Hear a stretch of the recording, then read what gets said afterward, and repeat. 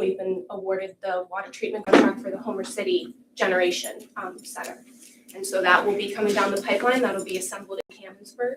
And I'll hand it over to Mike to tell you a little bit more about the assembly facility itself. So Aquatech's been in this business for quite some time, and we're trying to keep up with the demand. Our projects keep getting larger and larger as we grow. So our facility now consists of 3 overhead cranes. 2 of them are 5-ton lifting capacity, and 1 is a 3-ton. We'd like to upgrade to an additional 5-ton crane in the bay that consists of only 1 3-ton crane. That'll give us plenty of opportunity to lift some of these larger skids we call modules. Some of them in itself will weigh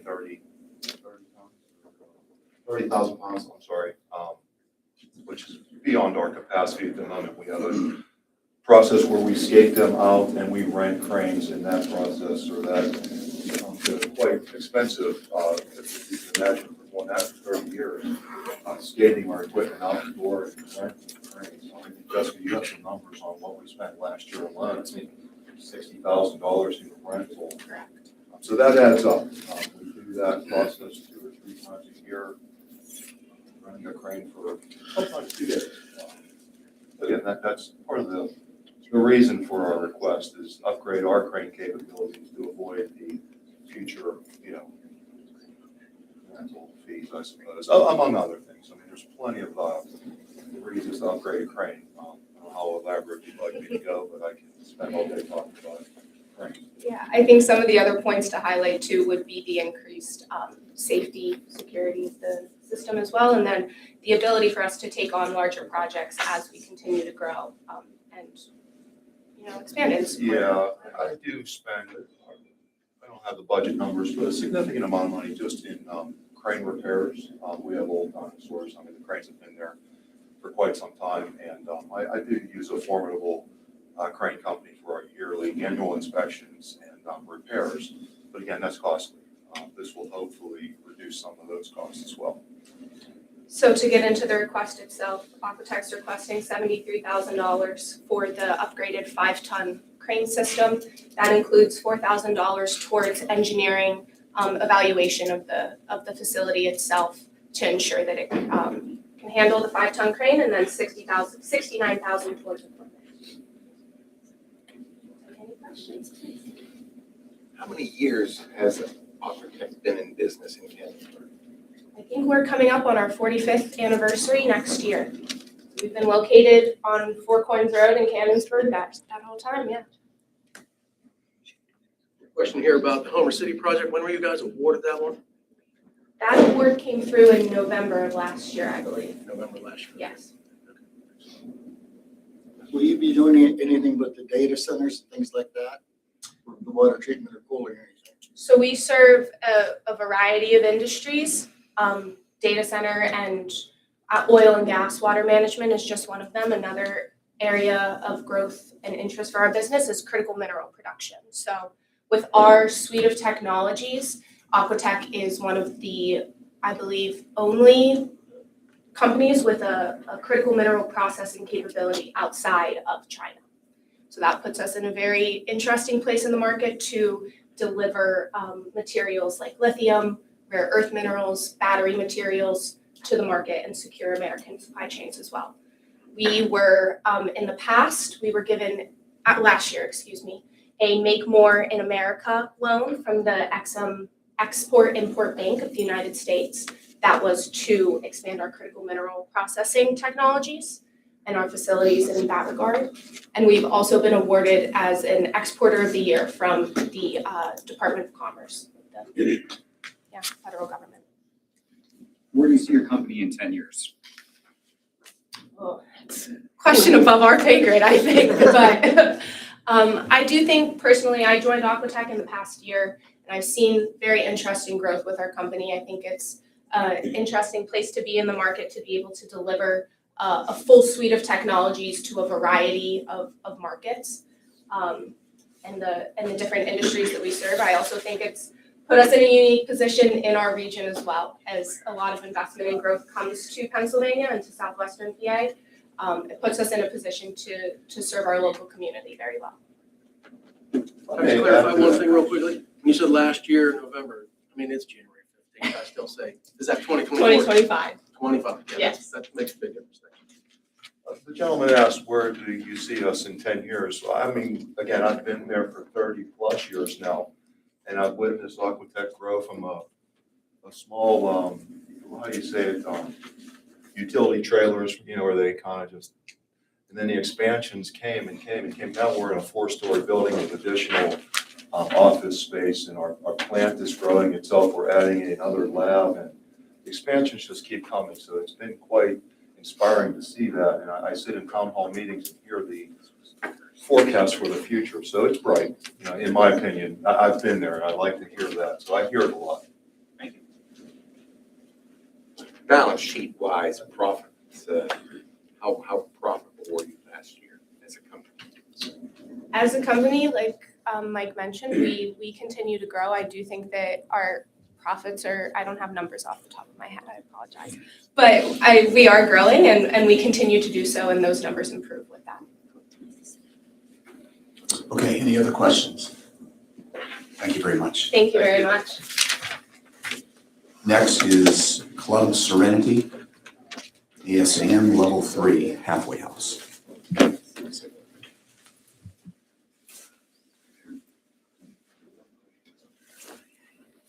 Good morning, everyone, and thank you for the opportunity for us to present. My name is Dr. Joseph Pagano. I'm Vice President of Club Serenity, 501c3 nonprofit. We are requesting $725,000 in local share account funding with a $25,000 organizational match to establish a licensed ASAM level 3.1 women's halfway house in the Charlevoix borough.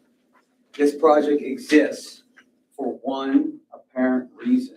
There is a persistent gap in step-down residential care for women, and both our data and current regional conditions confirm this. So I did data over the 12 months. Approximately 1/3 of residential discharges require 3.1 level of care, halfway house. That pattern is consistent across providers and payers, and is reinforced today by, and I checked this many, many times, limited bed availability, resulting in women waiting, traveling out of county, falling out of care. We did not assume this need. We validated it. It's by reviewing active halfway houses across the region, all over PA, confirming sustained census pressure. This is not speculative development. It's direct response to documented demand. Okay, Club Serenity has the experience to deliver. We have years, 22 years of experience in recovery housing, and our licensed provider and our leadership includes licensed clinicians, board members with deep expertise like our president, Mark St. Cyr, in construction, compliance, and finance. We've already identified multiple viable properties that will meet zoning and renovation requirements. And our budget is grounded in contractor estimates, which you should have, market data, and wage benchmarks included in the application. This project has strong public support, including formal endorsements from Senator Canberra Bartolotta, Representative Bud Cook, the Borough of Charlevoix, and the Washington County Drug and Alcohol Commission. And most importantly, our board believes in this. In short, the project is ready, supported, and fiscally responsible. It closes critical treatment gaps for women and creates lasting recovery infrastructure in Washington County. I appreciate all your consideration, and I welcome your questions. Questions? Yeah, I have a question. So, Yes, sir. I guess what's the status of the project outside of the LSA? Like, how do you proceed forward? What's your plan forward if you don't get awarded this? $725,000 is a big ask. Yes, it is. What's your plan if you only get a partial funding? Can you accept partial funding? What's outside of the LSA process? What's the status of the project? Well, Representative Sir Our plan is if we receive full funding, we're going to go ahead and go through with this and we'll finish it within the time frame. If we receive partial funding, then we will have to change the scope and just do, we'll say code, vital, renovations, whatever we have to do, cut costs wherever we have to. And this is, we're not asking for any money for operational. It's more of, it's a capital investment and we're going to do whatever we can. If we do not receive funding, we are unable to do this right now. We are a 501c3 and we're trying to fill this gap in a medically underserved area. It would be pushed for a project, hopefully in our long-term future. And we will commit again to, request funds again, but this is a need that is needed now. I've done the data, sir, and it not only fills in those treatment gaps, but it has full support of all these stakeholders. Thank you. Yes, sir.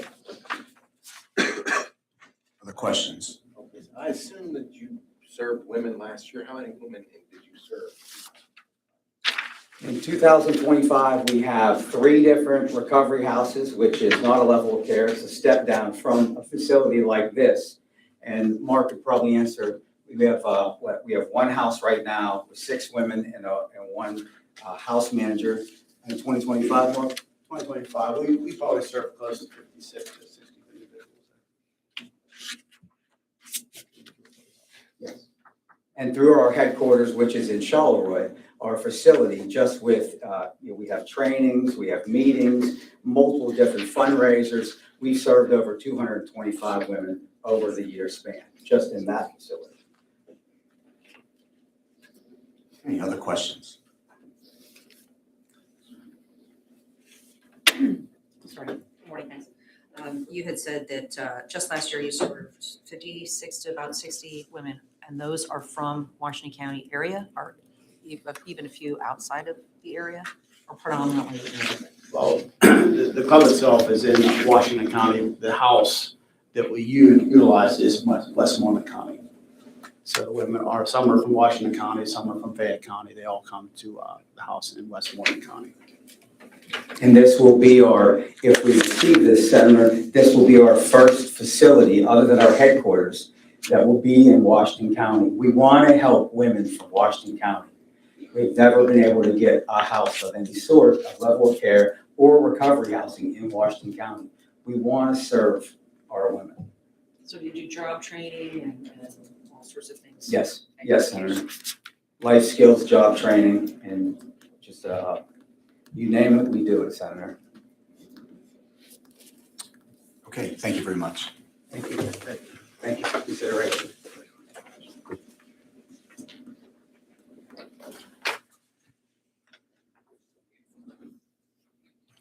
Okay, next is Chartiers Interceptor Sewer Rehab Project, Phase 2.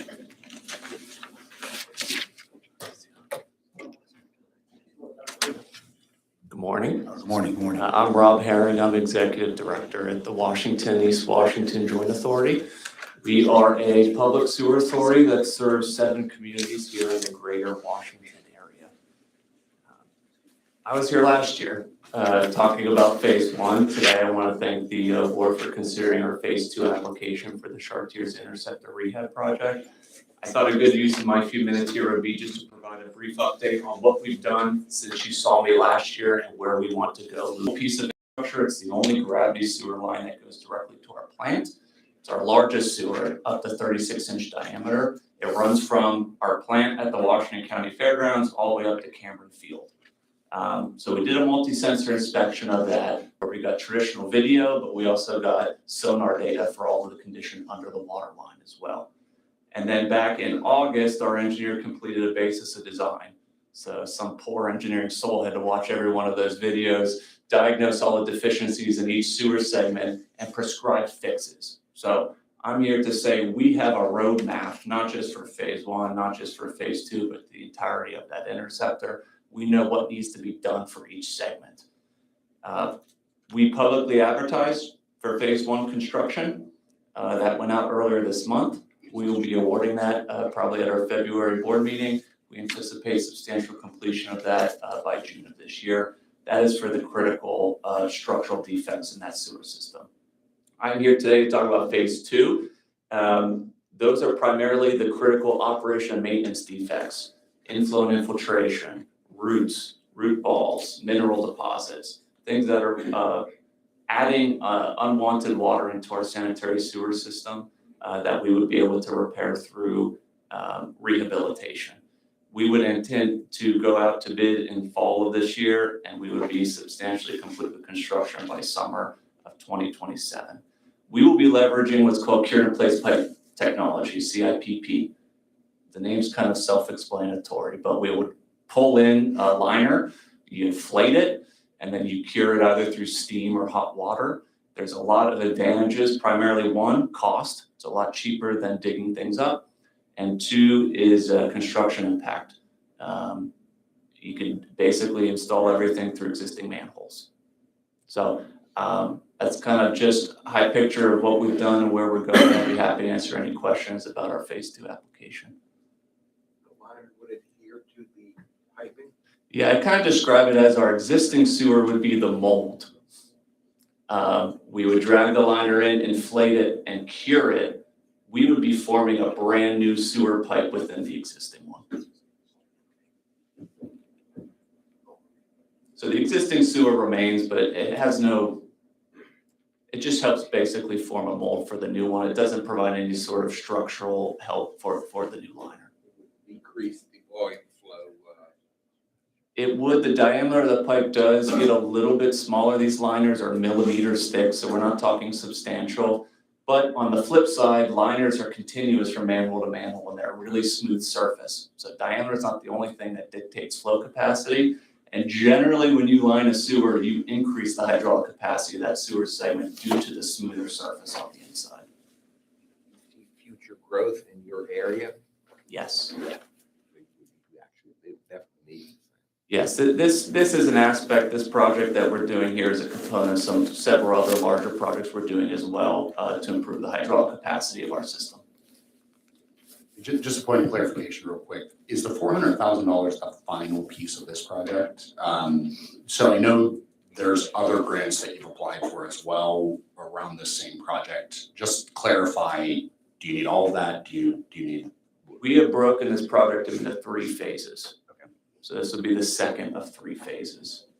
Well, you also applied for, I don't know, RCAP, what else did you apply? So there's other grants. Well, we applied, so for phase 1, we also applied to the statewide LSA. Statewide. Those were really the 2. That's for phase 1. Yeah. So this is a different. And we'd be doing the same here for phase 2. We're applying to Washington County LSA, we'd be applying for the statewide LSA. Okay, thanks for that. But there's no other grant applications we're going after for this specific project. Thank you. Any other questions?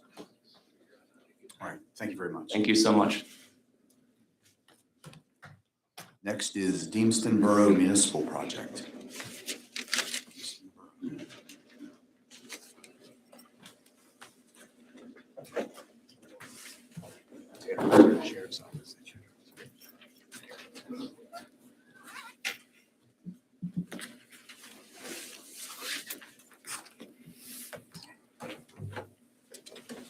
Can everybody hear me?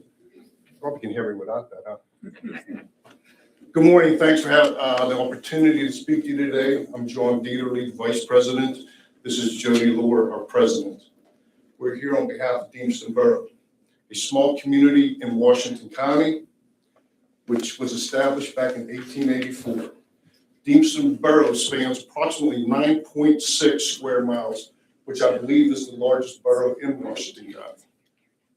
We have about, it's a residential agricultural. We have about 800 residents, depending on where you look, 750 to 800. So we have a small population, but a very large area. It's a community where neighbors know one another and where local government plays a direct role in daily life. One of the strongest symbols of our community is the Deemston Borough Building, originally constructed in 1904 as a schoolhouse and later repurposed as a borough building to continue serving the public.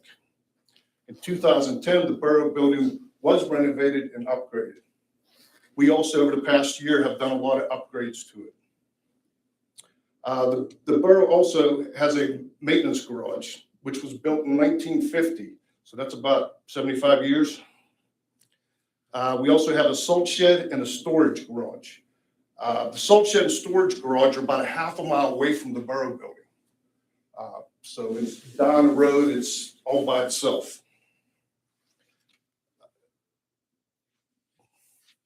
And both of those, or all three of those, require updates to safely protect and support our equipment and operations. Therefore, the borough is seeking targeted improvements and upgrades to equipment, borough building, maintenance building, salt shed, and our storage garage to enhance safety, security, efficiency, and reliability of operations. The LSA grant we are requesting represents an opportunity to invest responsibly in improvements that will strengthen and protect Deemston Borough resources, protect the needs of our residents, and make the borough more attractive to new residents. Over the past year and a half, we have accomplished a great deal for the borough and its residents. And these targeted improvements represent the final key step needed to button up our work and ensure the borough is fully prepared now and in the future. When we got on the board, there was a lot of things that needed done. We have done that in the last year and a half. These things that are asked today are things that we feel will button everything up, pull everything together to continue on in the future. Like I said, we're a small community, but we're a large area.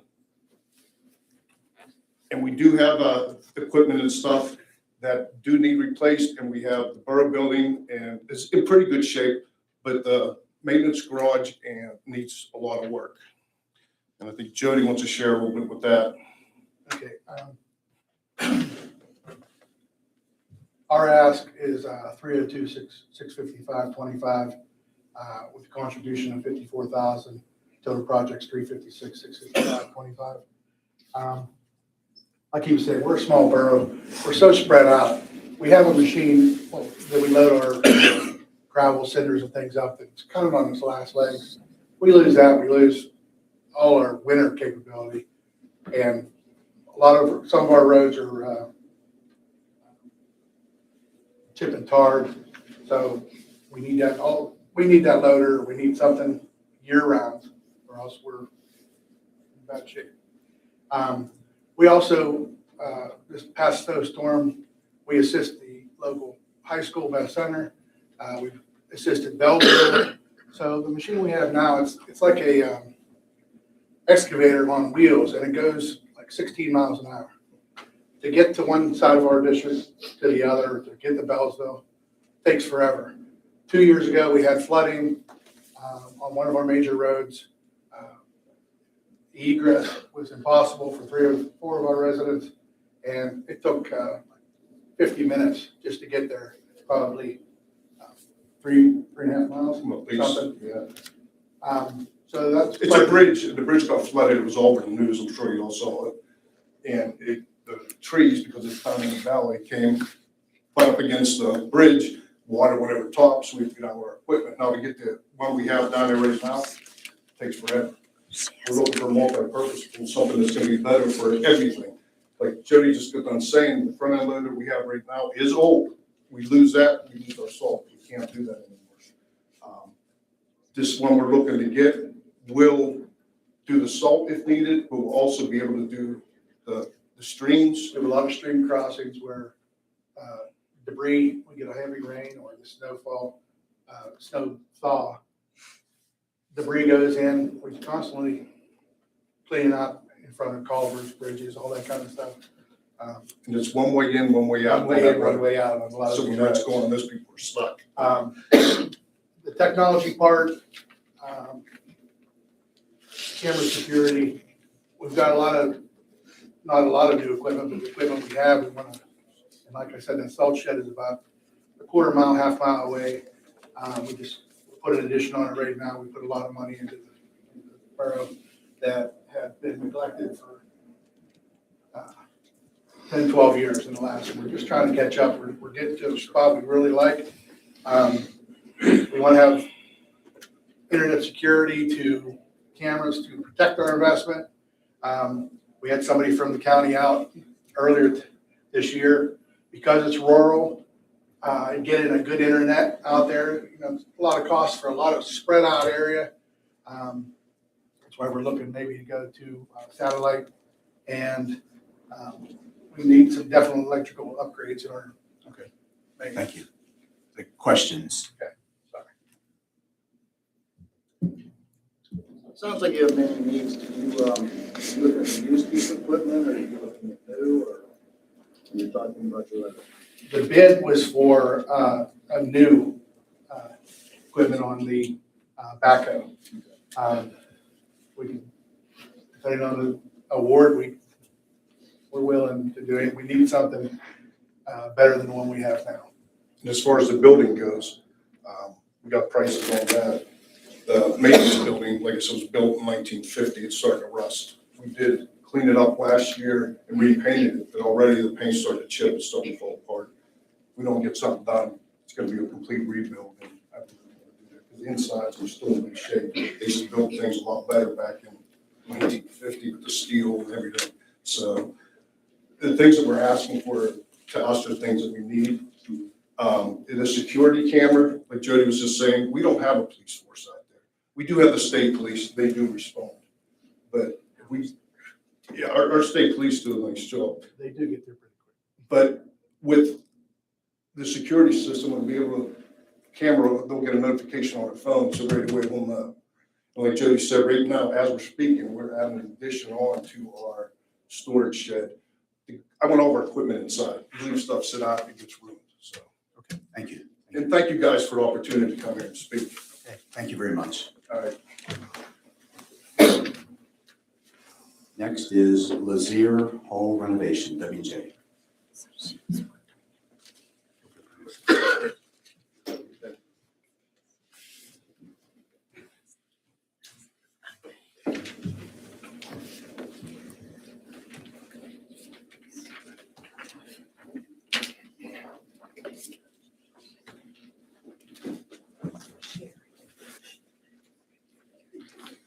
Hello, everyone. I'm Elizabeth McLeod Walls. I have the privilege of serving as the 14th president of Washington and Jefferson College.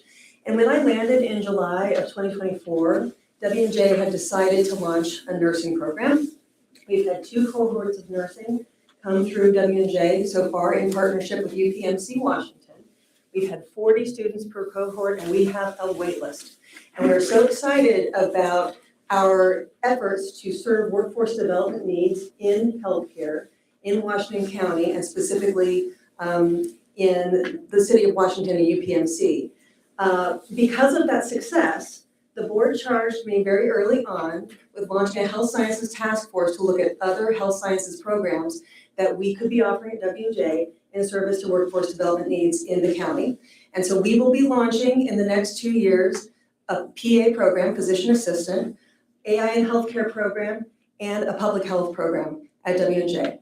Lazier Hall has been sitting empty since 2010 when we built Swanson Hall at W&J. It's a flagship building on our campus for those of you who know it. It's a beautiful facility, and we want to renovate it into a state-of-the-art health sciences building at W&J to serve these programs and our workforce development priorities.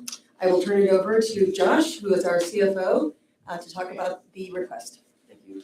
As Elizabeth mentioned, I'm Josh Geiser, CFO, and leading the capital projects here, particularly with Lazier Hall. We're very excited about Lazier, and our timeline for this, just to set the tone, is completion and occupancy beginning in the fall semester of 2027, which is important for us because that means that every cohort of nursing students at W&J will have been able to occupy this building during their course of time at W&J. Our students are at Washington Hospital for the middle 2 years and return to W&J for your 4th year. So our first year students will be seniors at that point in time. It's important for us particularly to come here today to ask for a request around equipment. We're working through a phasing process. We have a good bit of progress on the shell and infrastructure of the building, but we're looking to make sure we have the top tier equipment for our students to learn so that they come out with the top tier knowledge and top tier experience when they go into our health systems. The building itself will have a large lecture hall, a virtual reality space, 2 skills labs, one's dedicated solely for nursing, one for other health science programs, PA in particular. 2 simulation labs for students to utilize so they can get the full scope experience of what a nursing or other health science education experience requires. We're also looking to outfit study spaces and other different lecture and learning spaces that are required for this type of educational experience. There's a very interactive process. For example, in our anatomy and physiology lab, we have a anatomy table where our professor can link 2 monitors that we set up on the individual student workspaces so that they can actively work along and see the process in which their instructors or their peers are going through. So it's intended to be a high-level learning experience to create high-level graduates, as we always done at W&J, and now particularly in other health science fields. Questions? You are affiliated through Washington Hospital, is that true? We are. Our nursing program partners with UPMC Washington, so our nursing students spend their first year at W&J, then 2 years at the School of Nursing at Washington Hospital, then they come back for their last year. So they actually become RNs in their 3rd year, and they take the NCLEX, and then they get their bachelor's.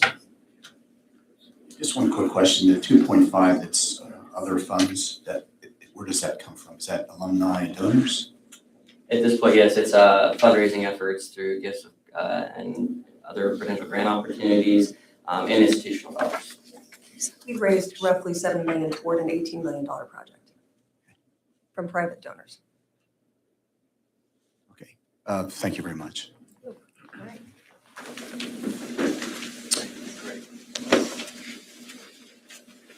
Next, we have Mon Valley Alliance Foundation Building Capacity in Mon Valley Phase 2 Business Resource Center.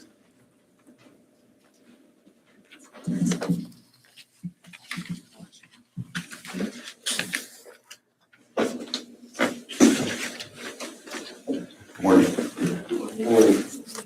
Morning, and thank you for the opportunity to be here today. I'm Jamie Kalechi. I'm joined by Abby Stark on behalf of the Mon Valley Alliance Foundation, Mon Valley Alliance, to request LSA support for a $400,000 renovation of the Business Resource Center basement, where the Mon Valley Alliance will commit 50% match of $200,000. Before talking about the project, it's important to acknowledge that 2025 was a successful pilot year for the Business Resource Center, made possible in large part because of prior investments from this LSA committee. Those earlier funding decisions allowed us to test whether bringing coordinated business, community, and workforce services directly into the Mon Valley would meet a real need. The answer was clearly yes. During the 2025 pilot year, the Business Resource Center hosted 30 events with over 370 attendees. We also held 62 one-on-one client service meetings with local businesses, young entrepreneurs, nonprofits, and municipalities to provide technical assistance, business planning support, and connections to capital, storefront opportunities, and professional resources.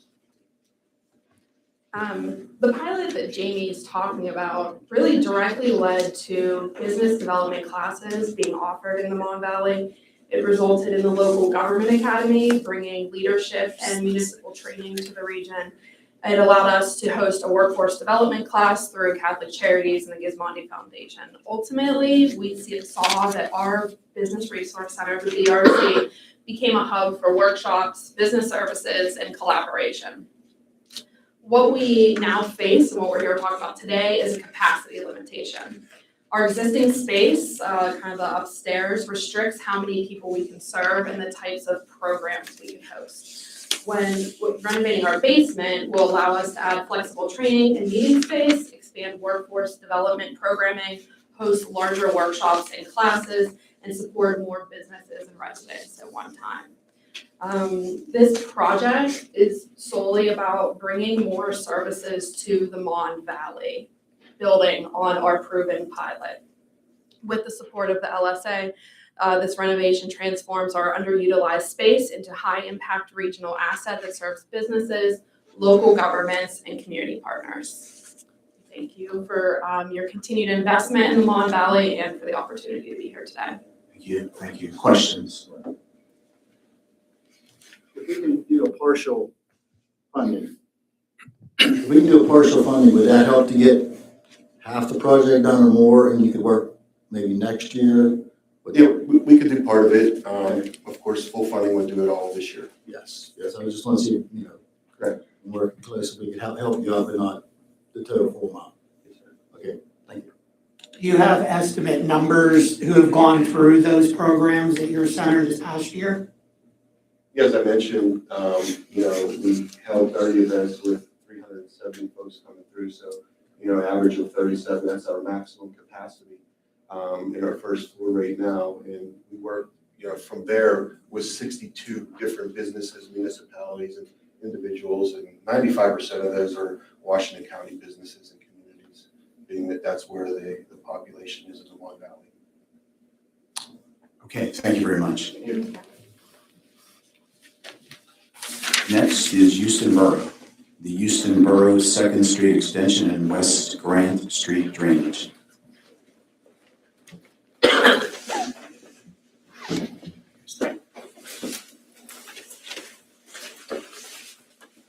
Thank the board for the opportunity here tonight.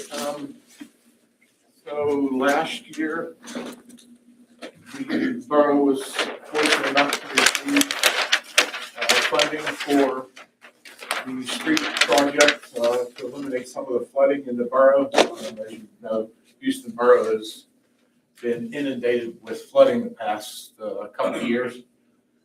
We were fortunate enough to receive funding to do the engineering, which is now done. So we're asking for the construction cost. The borough also this past year received a PIB loan, the Pennsylvania Infrastructure Bank loan, to do the rest of the streets in the borough. Okay, questions? Okay, thank you. Okay. I think we're going to see it next, right? I think we're next up.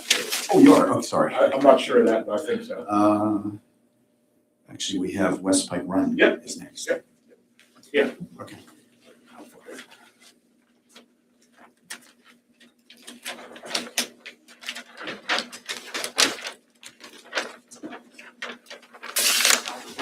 Yeah. So the West Pike Run Township acquired property 2 years ago that they had purchased to expand the park. The Crescent Heights area of West Pike Run is a community that's had its struggles but is coming back. We are currently demolishing 6 houses in the township in that area to revitalize that part of the community. A lot of community efforts in the community center just to get the community back together again. So that's the request is for the park project. All right, questions? Are these two projects, are these two projects congruent to each other? Are they any relation? Which? The Houston project and No. West Pike? No. Okay, they aren't. Okay. Okay, thank you. Hold on a second. I spoke to Rich Mullish, I think it was yesterday, the day before. He said you could possibly have state's funding secured for the park? We have a bid for the gazebo Okay. that they just received. So that's what he was referring to, I believe. Yes, that's, he said there was something Yes. else going on there. Okay, thank you. Okay, thank you very much. Next is Little A-Town Arena. Little A-Town Arena Improvement Project Phase 2.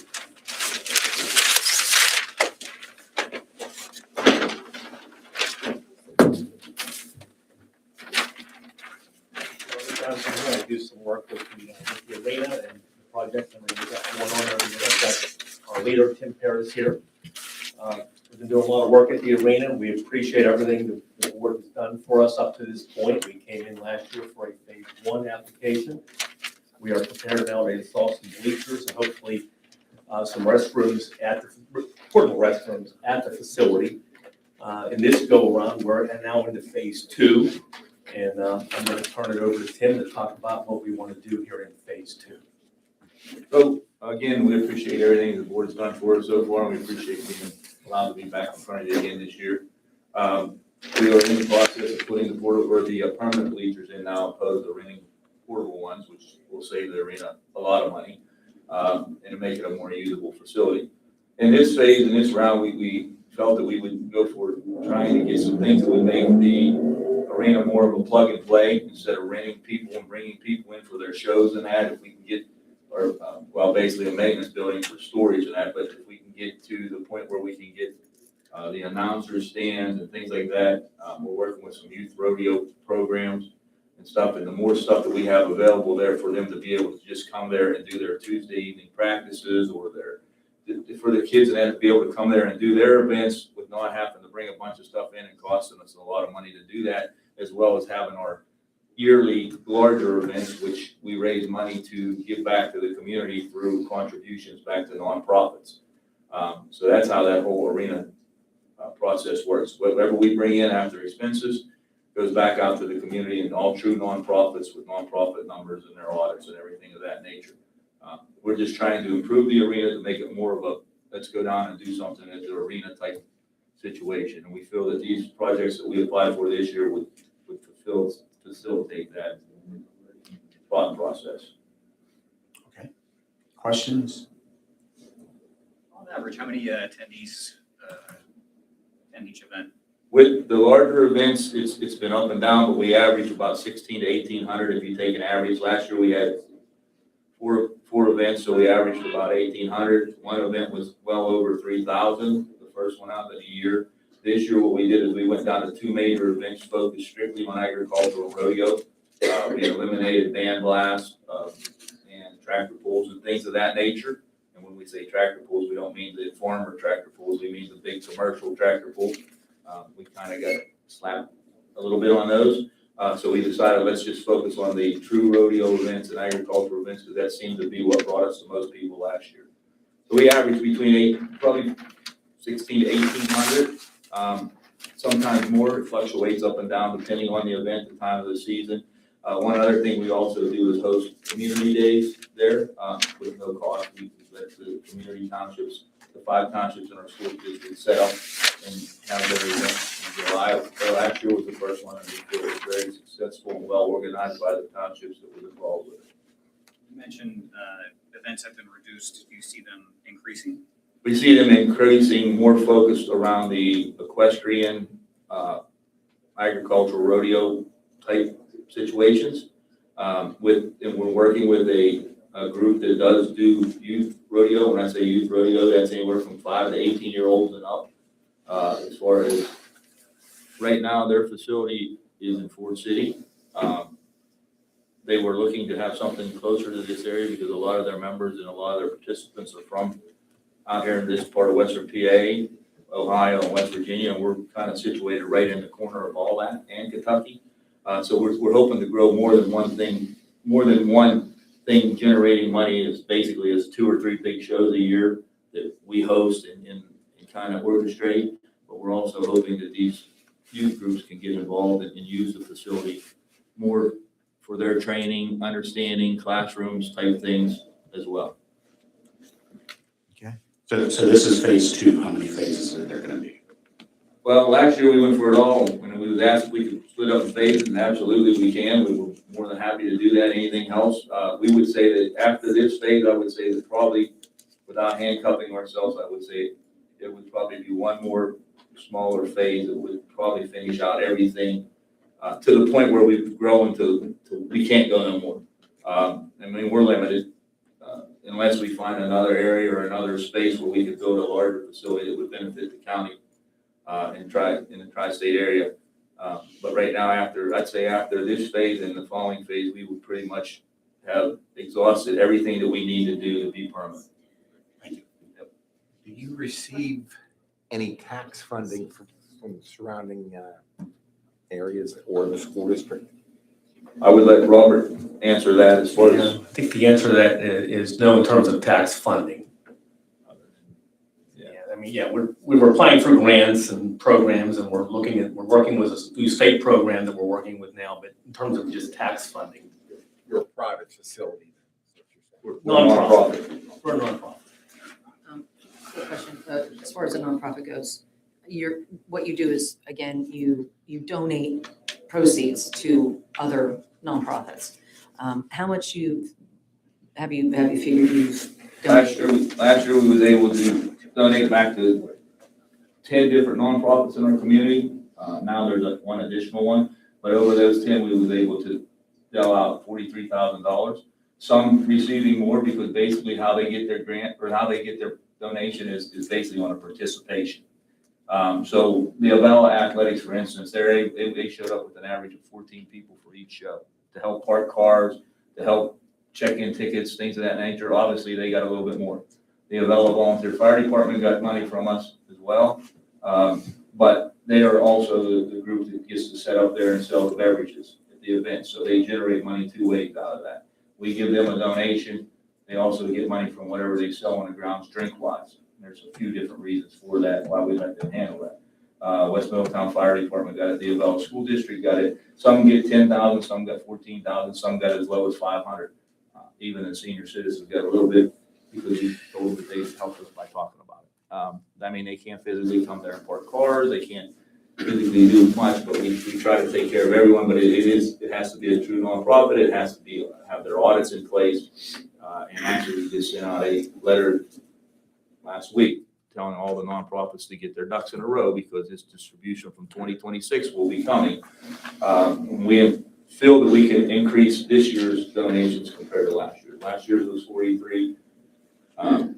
We think that we can increase that up possibly 10 to 12,000 more this year from what we was able to do. So we hope to continue to grow it, and we hope by bringing in and getting involved with the youth rodeo that it's not going to bring a lot of money into the arena, but the way that would work is their use would be a rental to the arena for using the facility coupled up with us working with them. Okay, thank you very much. Next is East Findlay Township. The East Findlay Park Bridge Replacement Project.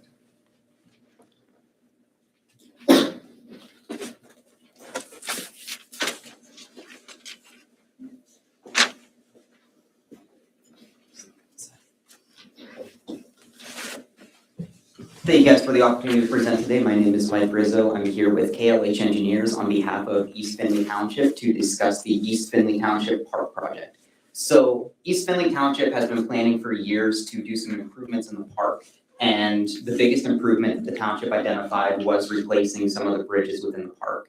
So they've identified a large wooden bridge, and you can see some of the pictures there if you can see, but it's a large wooden bridge that has like these metal pipes under it to support it. The pipes are rusted out and the bridge is in significant need of repair. And then there's also 2 culvert pipes there that the township has identified for repair as well. So the East Findlay Township Park is the only park in East Findlay Township, and it's used primarily for the Covered Bridge Festival that the county hosts. Also, they have a local Easter egg hunt, community gatherings, Halloween parties. So it really is a fixture within the community. And if these bridges were to fail, then it would be a significant impact to the community, as it's the only way to get from one side of the park to the other.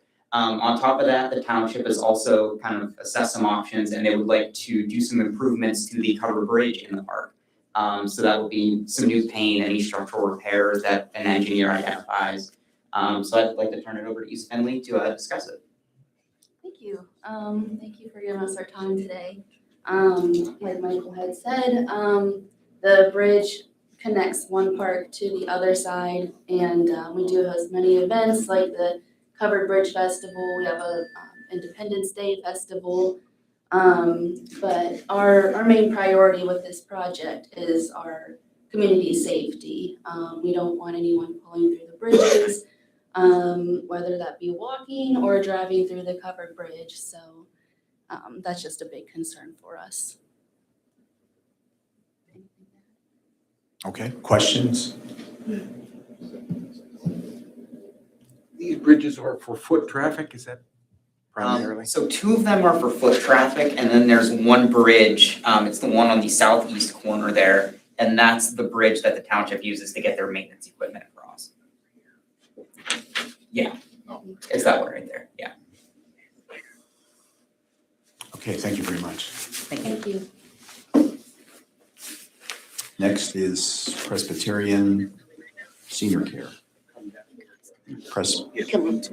Presbyterian Senior Care Storm Drain Repair.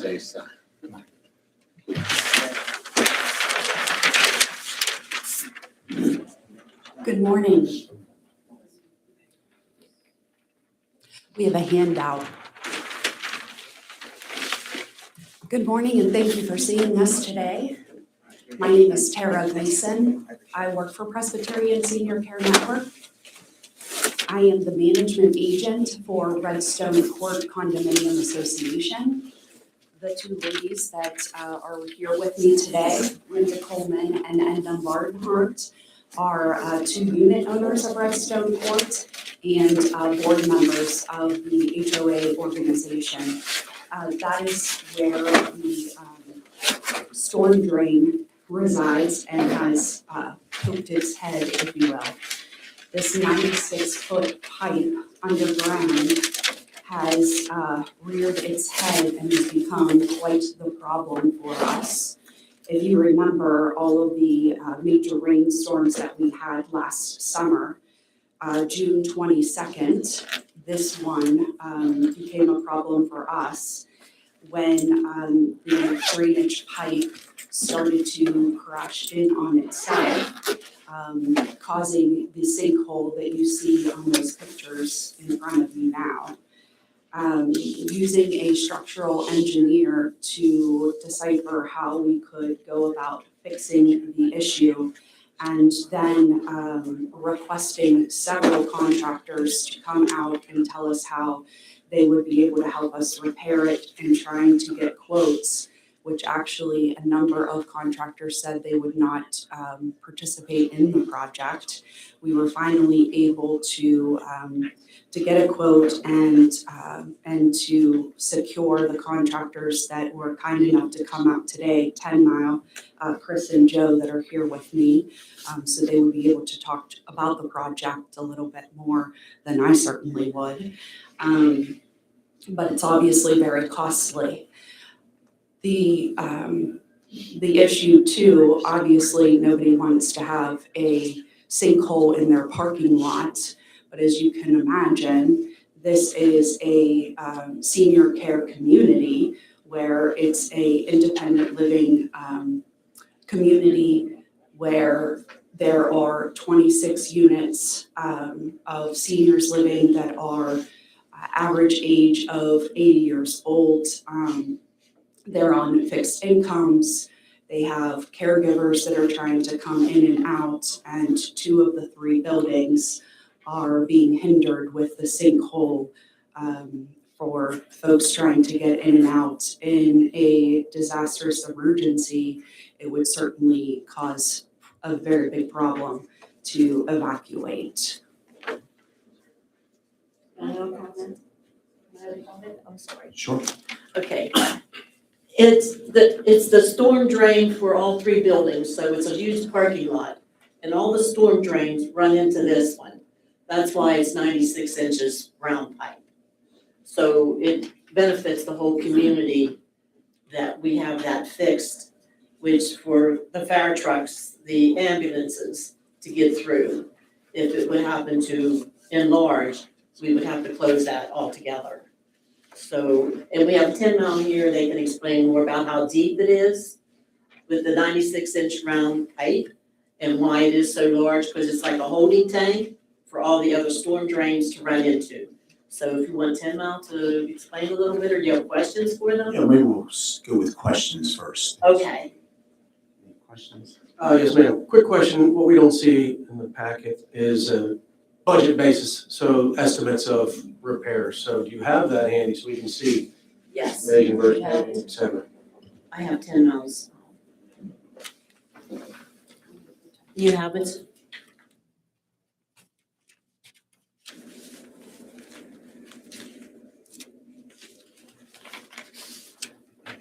Oh, okay, you want to? I have one copy.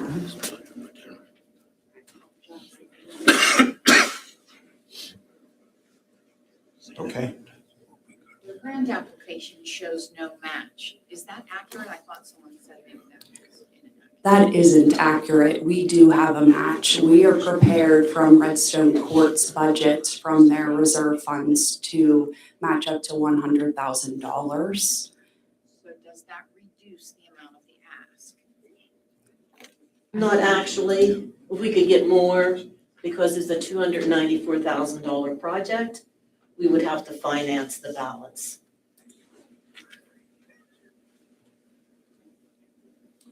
okay, thank you very much.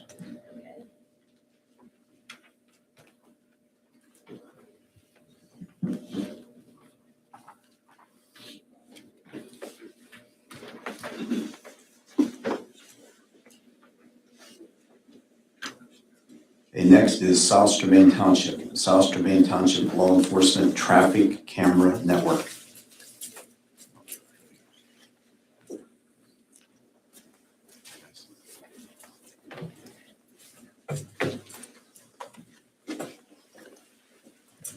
Good morning, everyone. Morning. Thank you for the opportunity. I'm Drew Hilk. I'm the applicant on that from South Strabane Township Police. I'd like to recognize some law enforcement associates that showed up in support here. We have District Attorney Jason Walsh and his associates, Lieutenant Steve Dowling from PSP Washington, and Chief Steve Devaney from the City of Washington Police Department. While we're here, the history of our project, in 2018, the late Gene Matone created a network of traffic cameras in Washington County. At that time, we joined a larger collaboration of more than 100 law enforcement agencies that has come to be known as the Western Pennsylvania Traffic Camera Network. In just 2 months for us, we had our huge success story already. We had a multiple jurisdiction offender that was spoofing credit cards, and we apprehended him in $25,000 cash and 150 spoofed credit cards on him. It hit 3 municipalities, and we only apprehended them due to our camera network. The success stories just haven't stopped. I do log them. I have more than 300 logged in my spreadsheet. Several homicides have been solved. One in Allegheny County. We had 2 convictions because that stolen vehicle from the offender pulled into our Walmart, and we arrested them. So wouldn't have happened if not for that network.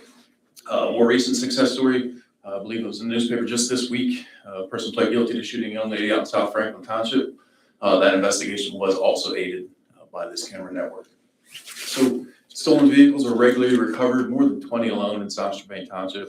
I've logged more than 165 theft investigations, totaling $190,000+ that we've helped solve these crimes from this camera network.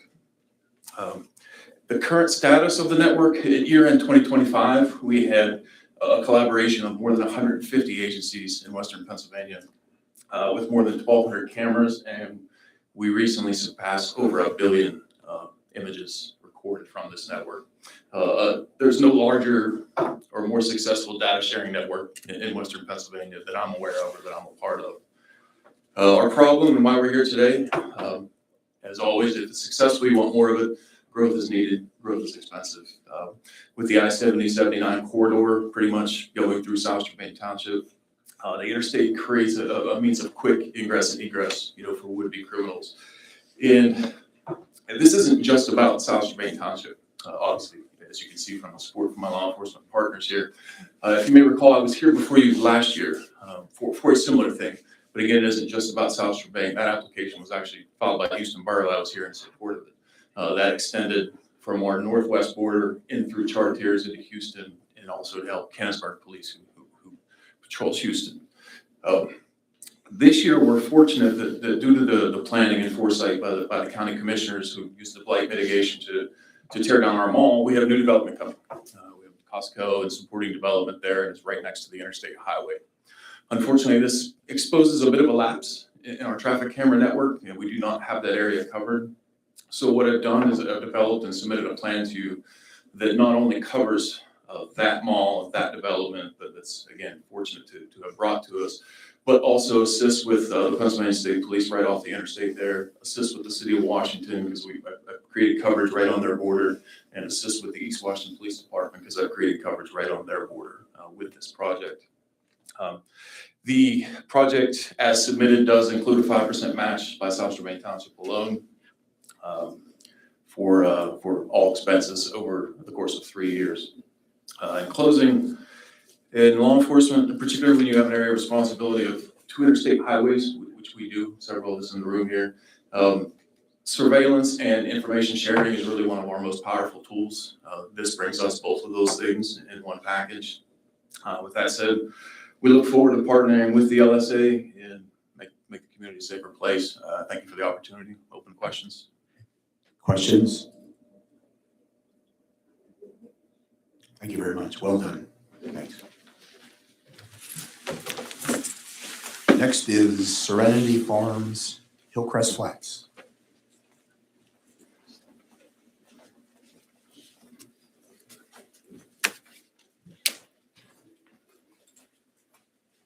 Thank you for seeing us today. Appreciate it. My name is Matt Uram. I'm with Serenity Farms, Inc., and I'm the developer for Hillcrest Flats. Along with me today is Anissa Nader, my architect, award-winning architect from Youngstown, Ohio. We look forward to sharing what we're going to be doing and how you can help us. Thank you for the opportunity to speak about the pressing issue in our region, the urgent need for affordable housing in Western Pennsylvania. And that's a need that stretches across the Commonwealth as well as in the United States. Across southwestern Pennsylvania, housing costs continue to rise, making it increasingly difficult for many residents, especially vulnerable groups like seniors and veterans, to find safe, affordable places to live. Stable housing is just not about shelter. It provides dignity, security, and a foundation for well-being. We are proposing the development of 34 affordable housing units specifically for seniors and veterans. These populations often live on fixed income and face unique challenges such as limited mobility and other health concerns. By providing dedicated, accessible, and affordable units, we can ensure that those who have served our country and those who have built our communities are not left behind. But the need doesn't stop there. Younger families, single parents, and first-time home buyers also struggle to enter the housing market. We will naturally create starter homes that will help these individuals and families put roots down in southwestern Pennsylvania, supporting economic growth, neighborhood stability, and affordable starter homes. That means more opportunities for our workforce, teachers, healthcare workers, service members to stay and thrive in our communities. In closing, investing in affordable housing, both for seniors and veterans, and through the creation of starter homes for other demographics is essential for inclusion, vibrant, and resilient southwestern Pennsylvania. Let's work together to make sure that safe, decent, and affordable homes are within the reach of all members of our community. Thank you. Any questions? Thank you. Thank you. Thank you, Anissa. And next is Somerset Township. Somerset Township 2025 water line extension.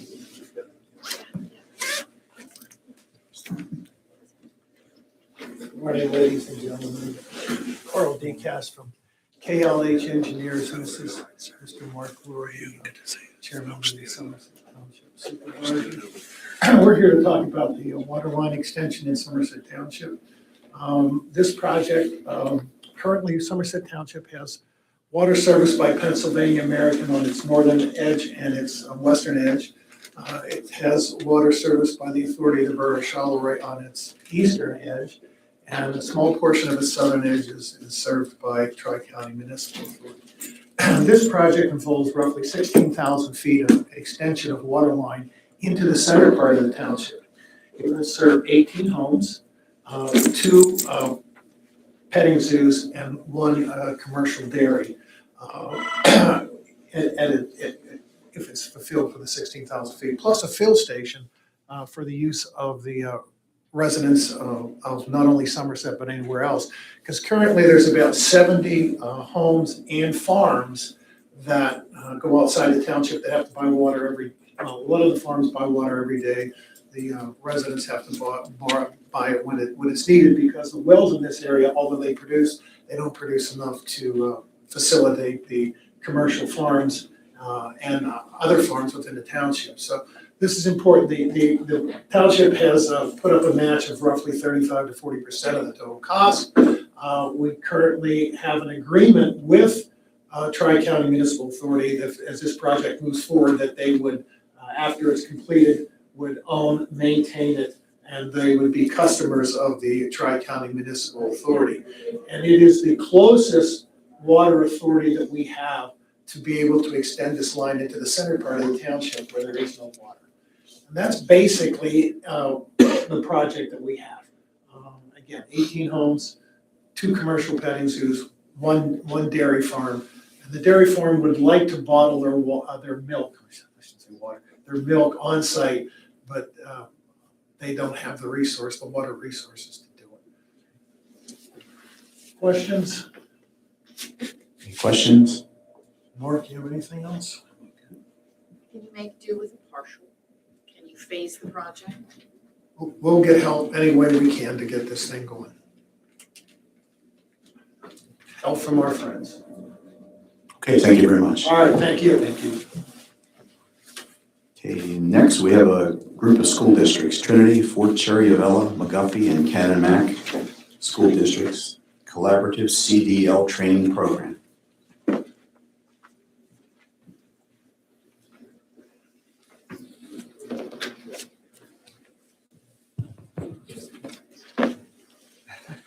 I'll vote it was right.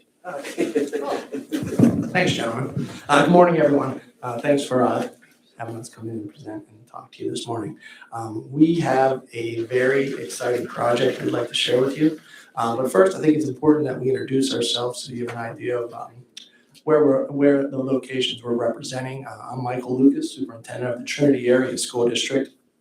Tom Samoski, Fort Cherry School District. Ken Crowley, Assistant Superintendent, Ken McMillan. Cyril Walther, Valva Area School District. Andrew Oberg, McGuffey School District. So hopefully we don't have any problems with any of the schools in the area right now. But we're excited because we're beginning to work on projects together. This is one example of a project that we've combined our resources and some strategies. And we really think we have a solid plan that we're hoping you can help us with.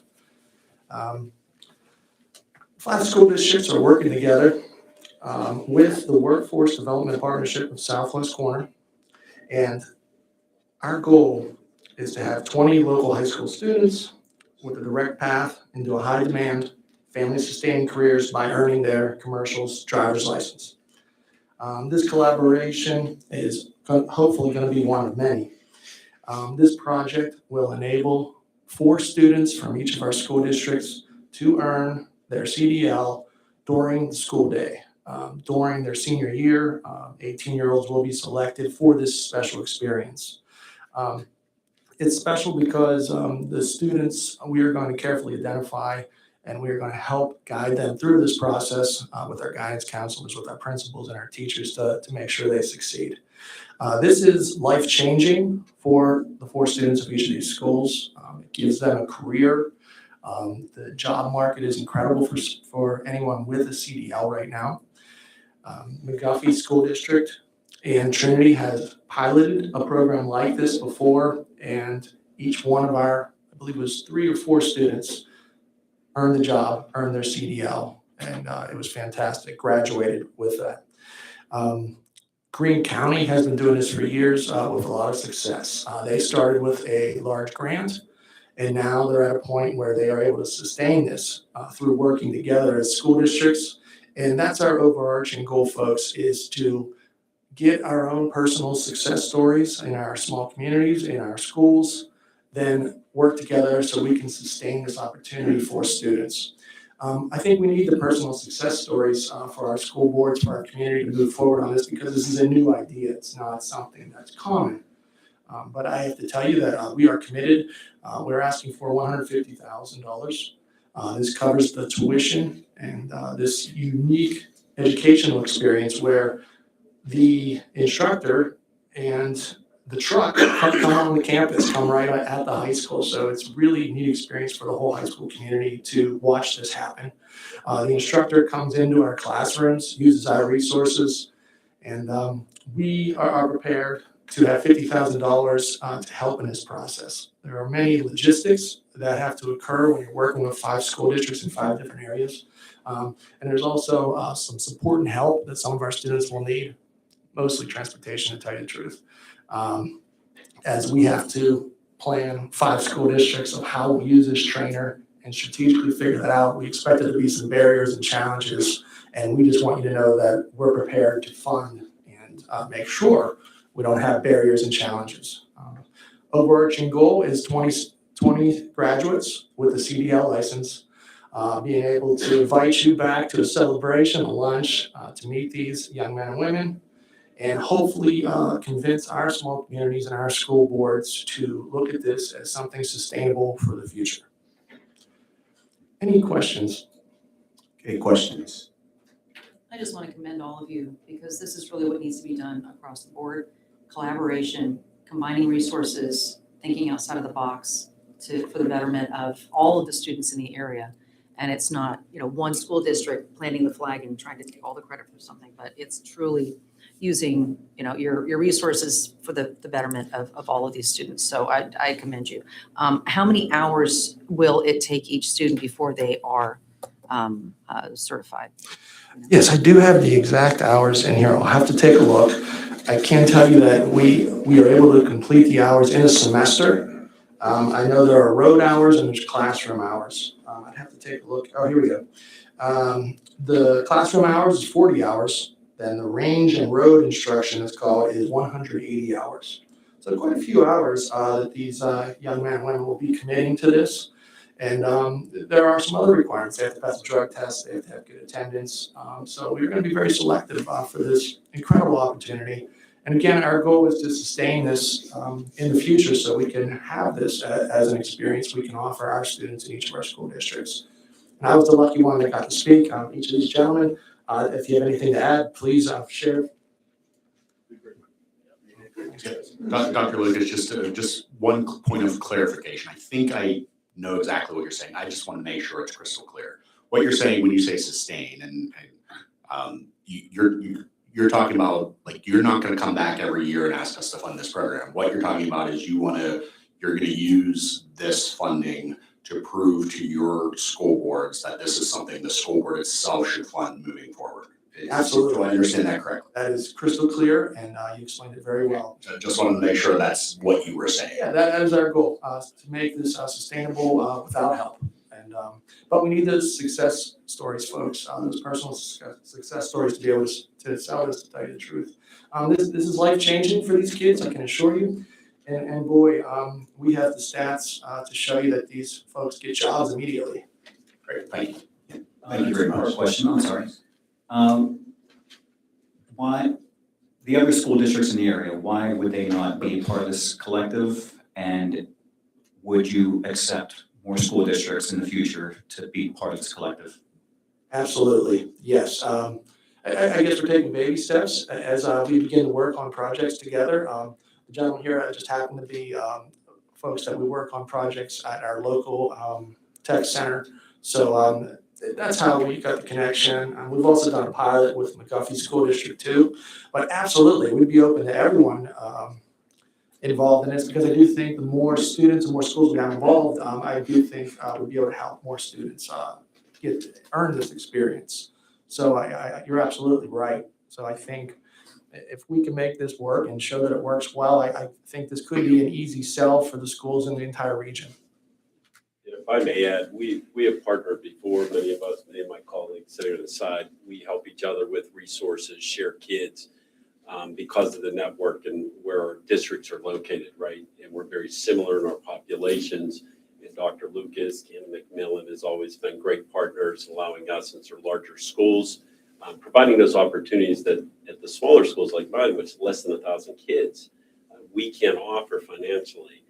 They have been great partners, allowing our kids to participate, not just in athletics, but in these academic programs. And if you don't mind me just adding, keeping kids in this area, right, and letting kids see that there's true jobs that can be family sustaining. It is critical in every school district up here, because we've discussed this before, not only in Western area and in our other VOTEX, but the schools, we're trying to put a major focus on meeting the needs of our employers in this region, listening to them, right?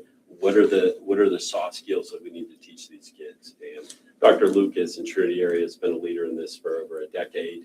And many of us along the side here are trying to join in and honestly, candidly learn from their experiences and grow our programs as well.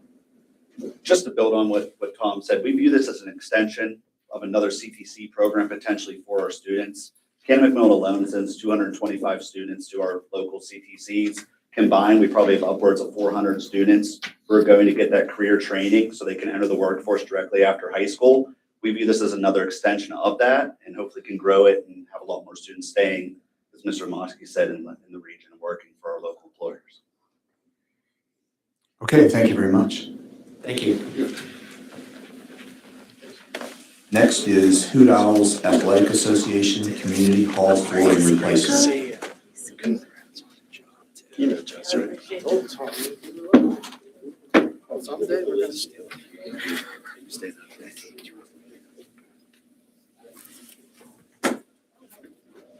Yes, my name is Norman Sadler, and I'm here on behalf of the Hoot Owls Athletic Association, a nonprofit organization at 129 4th Avenue in New Eagle, Washington County. We are looking to replace a floor in our second floor of our community hall. We are remodeling the hall as we speak and have replaced the lights, the ceiling tiles, painted and cleaned the hall. The hall is donated to numerous functions and activities in our community. We let the Boy Scouts, the New Eagle Action Group, Eaton Park Bingo for Children's Hospital, the Veterans, Ringgold Baseball, New Eagle Borough functions, and numerous other activities. The Hoot Owls Athletic Association of New Eagle is seeking funding through the Washington County local share account to replace the deteriorating floor in the organization upstairs of the community hall. The existing flooring is exceeded its useful life and has become unsafe and unsightly due to decades of wear from the community use. The project includes removal of the current floor, subfloor repair where needed, and install of new durable, low-maintenance, commercial-grade flooring designed to accommodate frequent public use. Founded during World War II, the Hoot Owls Athletic Association has been cornerstone of New Eagle community for more than 80 years. Originally formed to support returning service members and provide a place for recreation and camaraderie. The Hoot Owls have evolved into a multi-generational community hub. The upstairs hall now hosts fundraisers, community dinners, youth events, music nights, and private celebrations that bring neighbors together and strengthen the civic pride. Thank you. Questions? Thank you very much. The flooring, I imagine, is probably asbestos based. No, it's not. It's wooden. Tile. Tile. How many square feet? It's probably, I would say 60 by 120. And you got your total cost from what you got bids for? Yeah. Yes. I think the bid we got is for $23,000. It was 28,000. Is that like local flooring company? Yeah. Yes. Yes. Okay, thank you very much. Thank you. Next is the Mon Valley Regional Chamber of Commerce Shovel Rate for the Facade Improvement Program. Good morning. My name is Leanna Spada. I'm the Executive Director of the Mon Valley Regional Chamber. I appreciate you inviting me here this morning and being able to talk to you about our facade improvement program. The Mon Valley Regional Chamber proudly serves the Mid-Mon Valley region, encompassing more than 30 municipalities, and is uniquely positioned within 4 counties. We are proud to play a role in strengthening and improving our downtown business districts through strategic grant programs like this one. We've successfully administered multiple phases of this improvement grant in the past, with the most recent phase we completed in 2022. Those efforts were highly successful, and after a 4-year hiatus, we once again are seeing a strong demand for this program. Currently, I have 3 businesses ready to participate, with a potential 4th one already expressing interest. So with the growing wait list, that speaks to the popularity and the need for the program. For this phase, the Chamber is requesting $123,750 in Washington County local share account funds to administer a facade improvement project within the Charleroi Borough's Central Business District. With your support, the Chamber can assist a minimum of at least 15 properties while generating at least $37,500 in private investment. This initiative directly supports Charleroi's goals of creating an attractive, clean, and safe downtown area. The desire to improve the aesthetic environment aligns with the efforts to more aggressively enforce building codes, and the facade grant funding serves as a valuable resource for property owners working to meet those standards. The continuation of this program will play a critical role in attracting new business, encouraging reinvestment, and strengthening our community pride in Charleroi. So simply put, the downtown looks better, opportunity follows. So thank you for your time and consideration today. Questions? Yes, what 3 businesses are you working with right now in Charleroi, and how long have they been in business? Okay, right now it is the Subway in Charleroi. It is Perked Up Cafe. Subway's been there many, many years. Perked Up Cafe, I do believe, is around 10 years. And then we have the Charleroi Fire Department right now is looking into that. The 4th one will be, we have a gentleman that has purchased 10 to 11 different properties in the town and is looking to hopefully eventually do all of those. So that would be quite an investment. Yeah, I'm putting some more private investment in, but I think it's gonna happen. I hope so. We're trying. So, thank you. What number of businesses were you able to help in the previous rounds? We did approximately 60 businesses. I do believe the total ended up being around a little over 200,000 from the grants, and then total investment, I'm going to say, with the business investing, near over 300,000. And in participating with the program, are there any requirements about upkeep for that facade once the money is invested to make sure that that is maintained in good shape? Yeah, we actually do. We work very closely with them, so we do have an ongoing relationship with that business owner. So we are always there to help check in, kind of keep up on it, approach them if, hey, things are looking, you need some more help, or so we do definitely have an ongoing relationship with the business owners. Okay, thank you very much. Thank you. Okay, next we have the Washington County Department of Public Safety. Project is subscriber portable radios for Washington County first responders.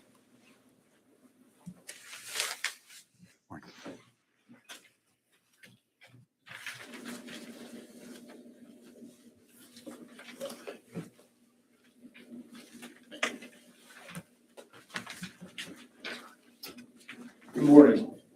We appreciate your time and also allowing us to present today.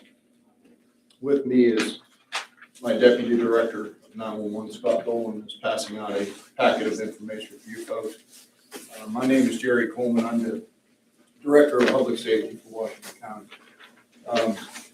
We're here as part of a larger project, our ask is for $2 million for subscriber units, or what people refer to as radios for our first responders.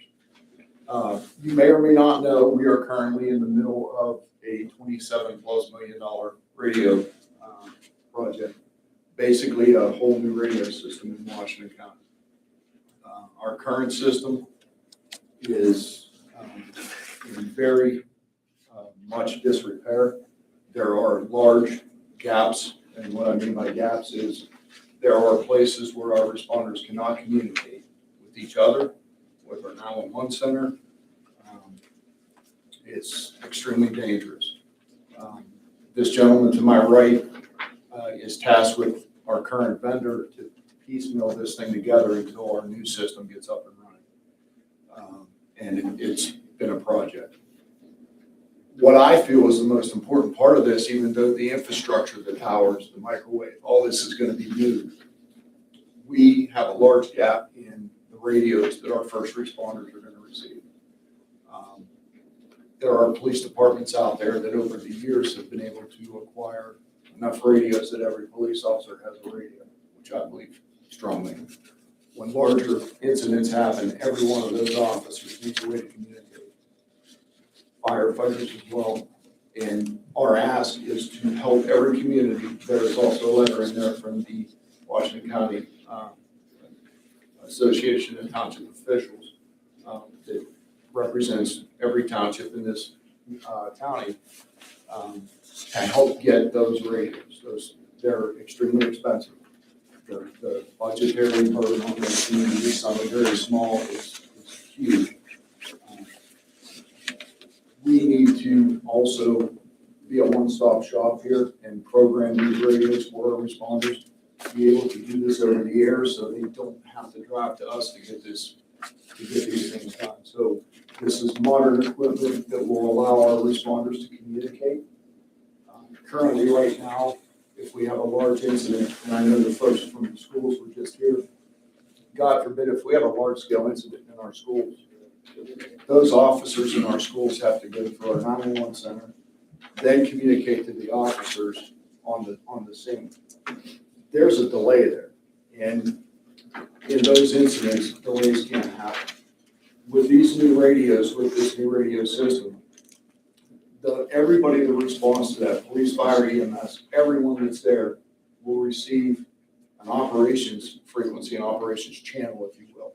So when a police officer is communicating, the firefighters, the ambulance service will be able to be on the same frequency hearing what's going on instead of having to pass information through our 911 center, wait a minute or two to get it to, it's just not efficient at this point.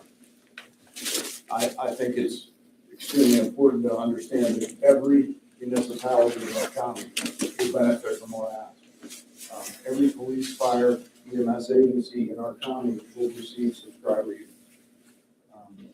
There's already, I'll say, a pot of money in the current contract with our vendor that's building on our system, but that pot of money wasn't enough to get enough radios out in to our responders. So that's why we're here today, to help bridge that gap, to help our responders. This affects every responder, every citizen, everybody that works in this county, everybody that drives through this county to get somewhere else. We hope you never need us, but when you do, effective communication is key to handling that incident. So just as Director Coleman said, our current system utilizes technology that's 30 years old. And if you think in the past 30 years how many cell phones you've had, how technology has advanced, how computers have advanced, we need to catch up with the times here in Washington County. We are a growing community every day. Everyone who is a resident, everyone who is a visitor, we have a number of large events that you guys have heard from today asking for funding. This is the one project that will touch every resident, that will touch every visitor, that will touch everyone in the region. Because right now, we do not currently have the capability to freely talk to Allegheny County, Westmoreland County, Fayette County. These areas that would be vital if we had a large-scale incident here in Washington County. This radio will bridge into those systems and allow first responders to speak directly to mutual aid companies, to mutual state companies. We'll be able to speak out of state to West Virginia as they come in to support some of our venues and things of that nature. So when we ask for this funding is going to put safe, secure communication in the hands of every first responder in this county.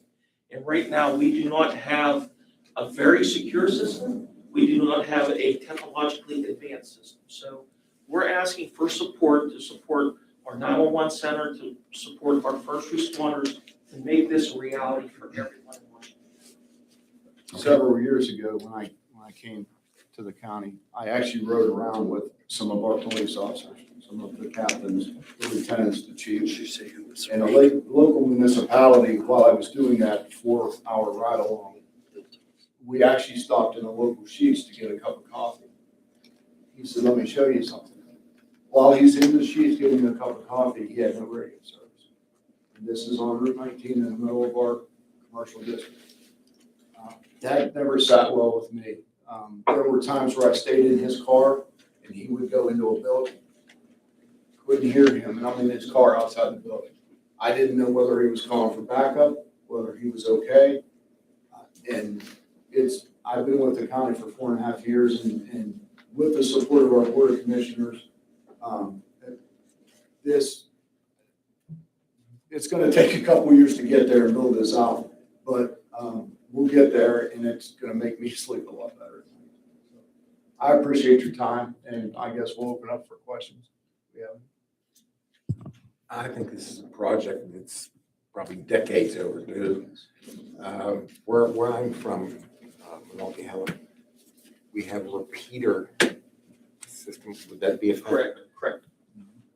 And we're gonna upgrade that repeater system. I know we've talked to the fire chief already and the police chief, and in fact, the police chief sits on our advisory board, so he's been involved with this from, ground zero all the way up. And we're excited to bring newer technology out to the first responders to make them safer. The current system, probably at one point, and I came from a career fire department when I came here. Years ago, it served its purpose. But one of the troubles that we have, and I don't want to say it delays response, but it does, there's times where we have to dispatch fire departments on 3 or 4 different frequencies. My dispatcher literally has to move to different frequencies to get, because as like Monongahela, you have your own radio system. Peters Township has their own radio system. Where I came from, the city of Washington had their own radio system. And to do that dispatch and to listen to those calls and trying to set up a fire scene on one frequency to talk to somebody else on it, extremely, extremely problematic. So, and there's probably a lot of great projects, but I don't know of another one that's going to touch everybody in this country. Okay, any other questions? Thank you very much. Thank you. Appreciate your time. Next is Cannonsburg Educational and Cultural Institute. This project is CECI North Parking Lot Construction Project.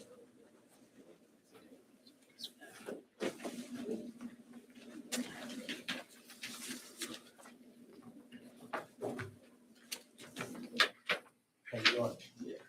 Good morning. Good morning.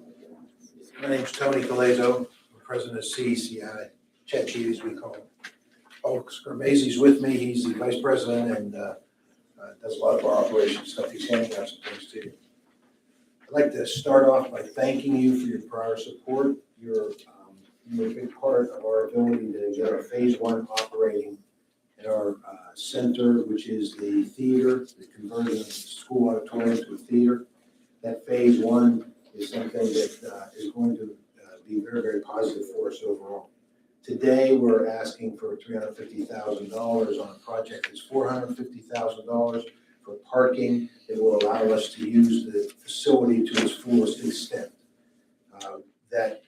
Those 32 spaces will allow us to have 120 or 130 additional seating ticket spaces inside the theater. All design work has been completed for the project that we're asking for today. Project's ready for bid and construction once we have funding in place. Improvements will directly support the theaters I talked about and allow us to use it fully. It will make the area safer from the point of view of traffic flow. We'll have multiple locations to park, and which will diffuse the parking, and allow us to keep the neighborhood in a much better place. This is vital infrastructure that allows us to utilize the first phase of our project at the middle school in Kansas. Our rendering of phase one, we wanted to share with you, is well underway. It's on schedule, it's on budget, and we plan on having performances in the third quarter of 2026. The renovations in phase one that are already funded include repair and replacement of the theater, including new seating, new lighting, new audio for performances, repair and upgrades to the bathroom, flooring and walls, a reception area and a concession area promoting interaction before, after, and during intermission is included. We also will have a control room moved to above the entrance to allow for the Art Deco feel and appearance, and we'll be fully ADA compliant. Our theater will have 578 seats, an orchestra pit, upgraded dressing and green room areas accessible from both sides of the stage, moving it into a more modern situation and something that is unique in Washington County. Part of our objectives at CECI is to collaborate. Where possible, we want to work with existing programs to enhance offerings to the public. In this light, we have an agreement with Little Lake Theater Company to perform at our facility, giving Washington County an opportunity to have higher level performances because of the upgraded facility. They will be performing and have announced in their programming for 2026 their first performance at CECI in the fourth quarter. We are also scheduling to include multiple performances every year moving forward and see that as an important part of the cultural development in Washington County. To continue increasing options and opportunity to the public, we are also partnering with Little Lake Theater Company for a theater academy. This will be an academy that will be for all ages, all skill levels, and all aspects of the theater business. They has agreed to work towards an accreditation with the National Association of Theater Schools to make it a first-class operation, something that does not exist in southwestern Pennsylvania below the college level currently. We're very excited about this academy opportunity and see it as a big growth engine for what we have going on. We have a goal to be sustainable from a financial point of view. Building is great, and we're underway with the building right now, and we're very excited about that, but sustainability is vital. We've recently received an economic impact study that you have the executive summary for. It's completed by Custom Consulting. The result is a much deeper local look than what we received during our due diligence from sports facility advisors who gave us an impact study as well. I've included the executive summary for your review. You'll see our study forecast and economic impact study for just the theater, which is phase one of our operation, of $250 million for the county over the next 20 years. Keep in mind, again, this is just for the theater. You also have attached the study from the America for the Arts Study, which shows that on average, let's see which page it's on. Right here, you'll see it. This page right here at the bottom, the graphic, on average, a participant at a theater in our area spends $38 outside the theater. That's local participants. That's mostly on food and beverage. Folks that come in from outside or non-local spend an average of $91.45 per person. This is in addition to what is going to happen with the theater and the funding and the financing and expenses that take, the revenues that come in there. This is a large impact when you take into consideration our first full year of operation. We expect 24,000 visitors, and in a few years we're anticipating and have listed 50,000 visitors. These numbers are from our forecasts, which are actually below what the consulting company with the local economic impact study showed for us. The local regional theaters right now, the suburban theaters, average 149 events a year. We forecasted 100. They average $49 per ticket. We average, our forecast is lower than that. So we have room to grow, and we have room to increase the amount of revenue that comes in to our area, both at the theater and outside facilities near the theater. Something that's very, very big. Once again, being sustainable is important. We know fundraising is a big effort. We're learning that process as we go, seeing how we are not fundraisers from a nonprofit point of view. We're engaging with professional services from Bridging Generosity, which has principles of the company, have decades of fundraising experience in the Pittsburgh and southwestern Pennsylvania area. And as we ramp up these efforts and we learn, we know that fundraising on a private level will be more part of what we do.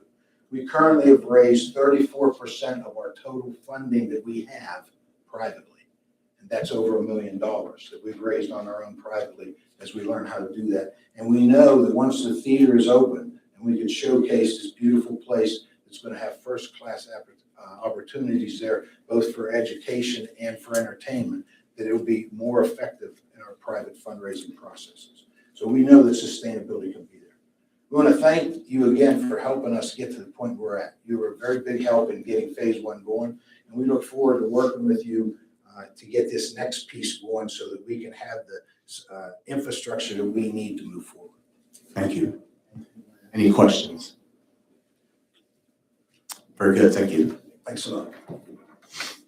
Okay, next is Kensburg Borough, or I'm sorry, City of Washington. Washington Gateway Beautification Program.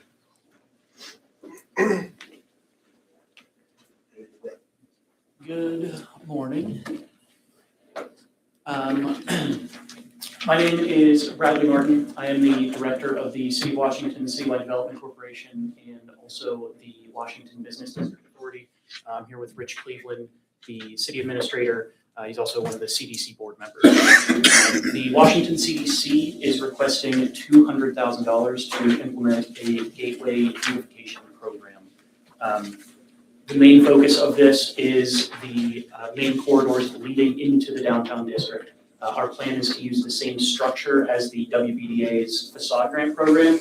That program has operated successfully for years, but we believe that it now needs to be applied to the entryways to the city.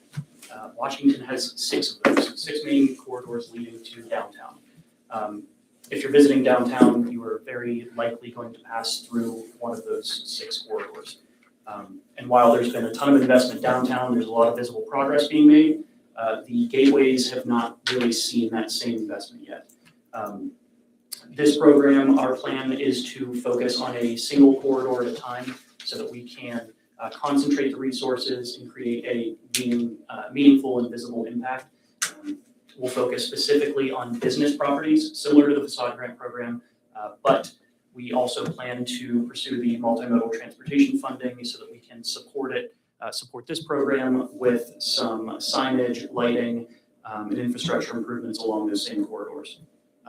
Right now, we have a real opportunity to support the continued growth of WJ, the hospital, the potential relocation of Lighthouse Electric, by improving the first impressions of all of the visitors of those organizations. And this program ensures that the first impression of the city reflects the investment that is already happening downtown. Okay, questions? Okay. Thank you. Okay, next up is City of Washington, WB, Washington Business District Authority. WBDA facade grant for the business district, that's the project. Good morning. First. Yeah, thank you.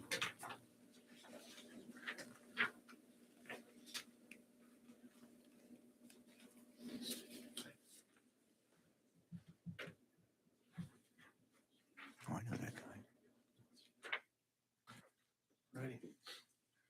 Members of the committee, thank you for the opportunity to speak today. My name is Evan Chambers. I'm here with Brad Martin, Director of the Washington Business District Authority. I'm here today wearing two hats. I'm currently the board president of the BDA, and I'm a third generation owner of a small business that has been on Main Street since 1953. One of the most powerful things about facade grant programs is their leverage. When a small business owner puts up $20,000 of their own money, with LSA funds, we're able to match it. Three things happen immediately. Private capital is activated, property values rise, neighboring owners are motivated to follow. A revitalized downtown isn't just prettier, it's more productive. One improved storefront leads to two, two to five, suddenly an entire block begins to change. We're not asking you to fund maintenance, we're asking you to ignite momentum. Better facades mean higher rents and property values, more foot traffic and retail sales, increased local tax revenue, and lower vacancy and blight. We've heard from several business owners who are looking forward to applying again this year. We're particularly excited because those that have reached out to us are potential anchor properties. We thought long and hard about how to reset and reinvigorate the BDA's facade grant program. Looking back on prior awards, we worried too much about spreading the love rather than going all out on projects that'll make the biggest visual impact. In addition, better facades improve public safety, a topic that has been under particular scrutiny in the downtown over the past few months. Well-lit, well-maintained buildings attract people. People create natural surveillance. Places that look cared for get cared for. This is exactly the kind of self-reinforcing investment that LSA funds were designed to make. So ladies and gentlemen, what we're asking you is not to fund just facades. You're funding pride, confidence, and small business survival. You're funding the visual story our town tells to every visitor that passes through. With your support, our downtown will not just look better, it'll perform better for decades to come. Thank you. Questions? Thank you. Thanks, Evan. Next is California Borough. The project is David Soleil Community Park Renovation, Pickleball and Tennis Complex. I'm sure I didn't pronounce that right. Sally, sorry.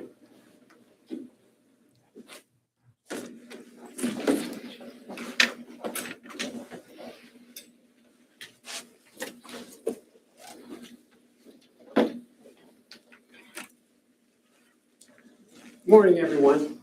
I'm Pat Alfano from California Borough Council and California Borough Recreation Authority. This is Andrew Schwartz, our environmental planning and design, our design consultant for this project. Just to give you a little background, California Borough for years and years committed a small amount to recreation improvement in the town. 10 or 12 years ago, they decided to develop a recreation authority. Gave us a small budget, but we've been actively pursuing grants throughout the years. All the parks need improved. This park today, Zalai Park, was created more than 50 years ago from Park Project 70 money. I don't know if any of you remember that stuff. But it was a viable park for a while, had a basketball court, restrooms, tennis courts, picnic facilities, but it just went downhill. And it is in terrible, terrible condition. So we have phase one to present today, a multi-phase project. After council's budget hearings late fall, they were able to commit $100,000 toward this project. So we have some seed money to go along with our DCNR C2B2 grant application. So hopefully we'll be able to put enough funds together to do this, at least phase one of this project, and continue on. I can turn it over to Andrew now, who can give you the particulars of the project. First board is just getting an image of existing conditions. As Pat had said, the park is fairly old. There is a basketball court and 2 existing tennis courts. Residents, again, pickleball has taken off, you guys all know. You can't build enough courts satisfy a need. Tennis is kind of down. So the idea is to renovate one of the tennis courts because there is still a pretty strong group within the borough that still demands tennis. But you see in the one image, the residents had, we'll call it a road conversion, so to speak, in terms of the pickleball, a couple buckets, compliments of Home Depot, and some cable and a impromptu net. They made their own pickleball. So what this is trying to do is make this real. And so we're gonna renovate one tennis court and then convert the other tennis court to 4 pickleball. So we're able to actually expand the number of people that are able to use the facilities because we're getting, rather than 2, we're getting 5 courts at the end of the day. With that, when this project was built originally, this predated ADA accessibility, and this is one of the key features. If any of you are familiar with that park, the courts actually sit about 10, 15 feet higher than the parking area, and there is a flight of stairs to get you there. Doesn't work really well with a wheelchair or anything like that. And again, trying to make this as universal as possible, putting in a pathway. With that 15 feet, we do have to regrade the hillside. We have the room to be able to do that. The plan that was submitted as part of the application illustrates that. Parking area is located here, point of reference, basketball court. The 2 tennis courts are located here. There is a county housing neighborhood that's right here. So we're immediate benefit to other immediate residents.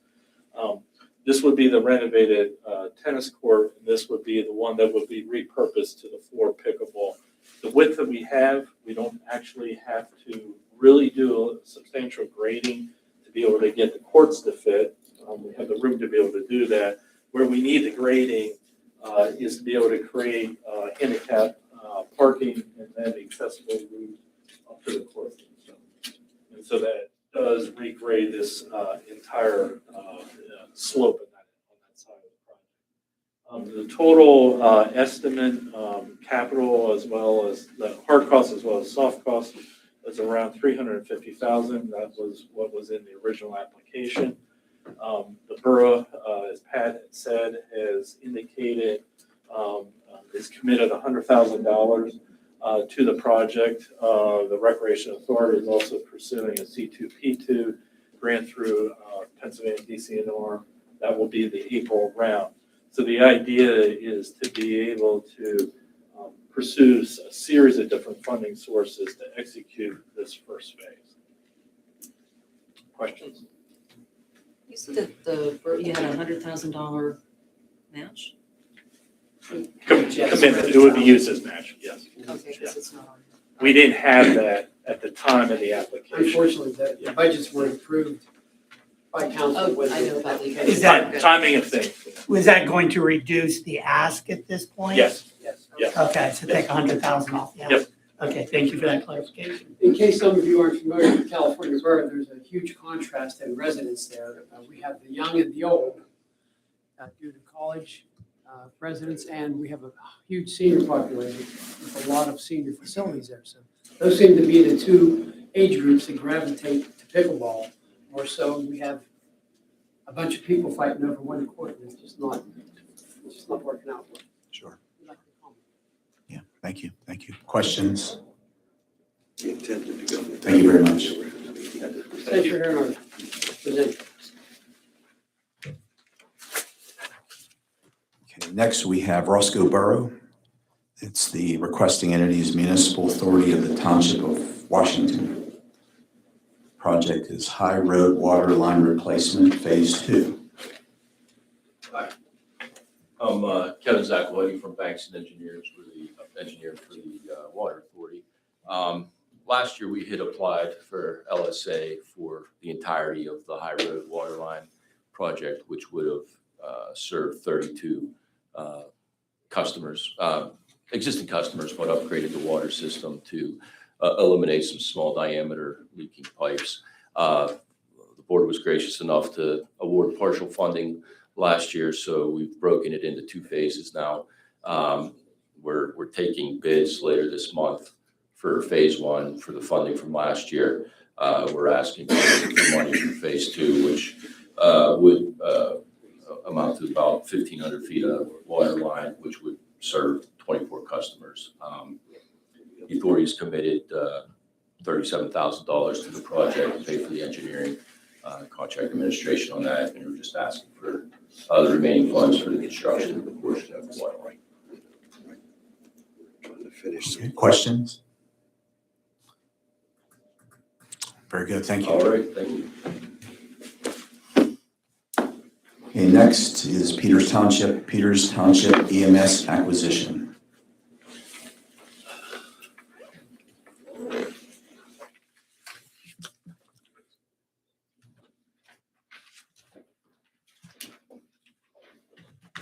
Good morning, and thank you for this opportunity to address the board about a critical issue facing Peters Township. In the fall of 2025, the Peters Township VFW approached the township and indicated that they were no longer interested in providing emergency medical services in Peters Township. The VFW, to their credit, has provided that service since 1963. But for a number of reasons that no longer is possible. But what that has left the township to do is to scramble to determine alternative ways of delivering this essential service, not only for Peters Township, but for the communities that the VFW serves through mutual aid agreements, as well as being the primary emergency medical service for Finley. When the application was put together, we were looking at various alternatives. One of those was to bring that service in-house, in which case it would have required us to acquire not only the building which houses the ambulance service, but also all of the equipment. Since that time, we've entered into negotiations with Ambulance and Chair as well as Keansburg Ambulance Service. That appears to be the approach that we are going to be taking, in which case the need to acquire the equipment is no longer essential, because both of those services have indicated if they were chosen, they would acquire that using their own funds. But what that leaves the township to do is to acquire the ambulance garage itself. And there is an existing agreement that stipulates if in fact the VFW was ever to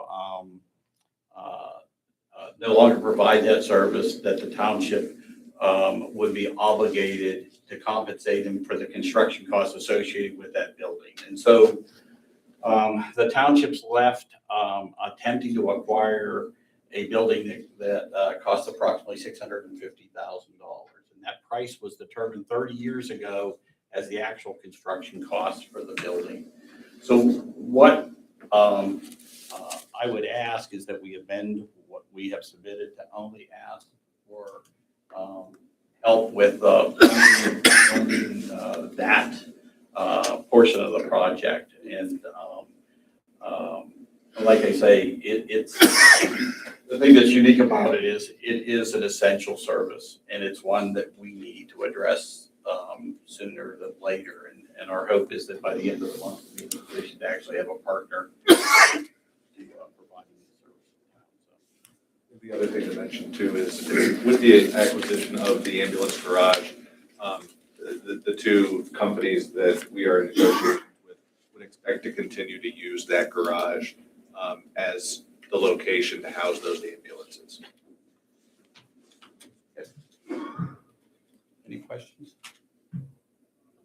As you said about amending the request, what would be the amended dollar amount then that you're requesting from the board, and what would the match be? What we would request is a grant of $500,000 with the township, assuming the responsibility for the remainder of the company. Okay, other questions? Okay, thank you very much. Thank you. Next is Carroll Township. Project is Sanitary Sewer Rehabilitation Project.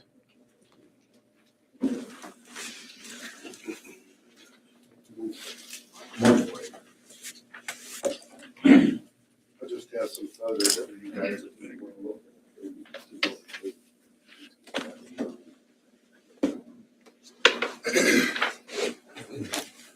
Good morning, members of the board. We appreciate the opportunity to speak to you folks this morning. My name is Bob Dengler. I'm with GFT. We're the engineer for the Carroll Township Authority and also Carroll Township. So we'll be here for the next presentation as well. With me here today is Joe Malloy, who's the general manager of the authority. And then we also have John McKeever, who is one of the supervisors of Carroll Township. So the grant request for this project is for the 2026 sanitary sewer rehabilitation project. And we're asking for $350,000 towards lining, cured in place line of about 6,900 linear feet of sanitary sewers. The authority owns and maintains a system that includes 42 miles of sanitary sewers, 1,100 manholes, and 15 pumping stations. Wastewater sent to the Monongahela City Authority and also the Mon Valley Sewage Authority for treatment. The authorities serves approximately 2,000 residential customers and a number of commercial equivalent dwelling units, including the Mon Valley Hospital. So pretty sizable service area. The system was constructed in the mid-1970s and was one of the last sewer systems that was constructed of vitrified clay pipe. So unfortunately now we're dealing with an issue where we have leaking joints, and leaking joints in the pipelines allow what we call inflow and infiltration during storm events. So the flows dramatically increase during those events, and they cause higher flows at the treatment plants and also sanitary sewer overflows at certain bottlenecks. And the sanitary sewer overflows are cause the system to become into a corrective action plan with the DEP. The DEP is requiring the authority to minimize flows and minimize the SSOs. And also the increased flows, as I mentioned, can impact the treatment facilities and can result in higher surcharges for the customers of the authority, which can be up to $12, $13 a month on top of the fee, the $75 flat fee month for the customers. So sealing the sewer lines with the cured in place lining, basically what they do, and it's shown in the photos that Joe has passed along here. We take a liner in the sewer line, and that liner is blown up and actually seals the inside of that pipe. And not only does that actually seal the joints, prevent the I&I, the sewer water from coming into the system, it also increases the structural integrity of that pipe. And currently, we're in the process of lining about 16,000 linear feet of sewer lines using funding from the 2024 LSA. We certainly appreciate the help from the board for that project. What we found out recently is that there's at least 3, maybe a couple more, Joe, you can correct me if I'm wrong, areas where pipe has been damaged to the point where we actually have to dig the pipe up to repair it in order to line the pipe. So what that's telling us is that this pipe is 50 years old plus. We're starting to see some of the, some pipe collapses and that aging infrastructure. So we really want to try and get these pipes lined, sooner rather than later to be a more cost-effective rehabilitation method. So the grant will allow the CTA to continue this critical sewer lining work to increase the structural integrity of the sewers, reduce the flows, reduce SSOs. And at this point, when the authority did the budget after the application was submitted, they can now commit $75,000 towards the project. So what we'd like to try and do is utilize that money in addition to the money that we're asking for the LSA and get more bang for a buck. If the more, the higher the funding that we can bring into the project, the lower the unit cost, we can get more sewers aligned. And right now we're about, I think most of the after this project would be completed, if we get the funding, we'd be able to get most of the sewer lines tributary to the Mon City area lined. So that's going to help out not only us but also the Mon City Authority with reducing flows. Got anything else? Okay, questions? It's pretty straightforward. Thank you. Up next, again. Storm sewers, right, for Carroll? Yep. Okay, the next project is Carroll Township Storm Sewer CCTV Phase 2 project.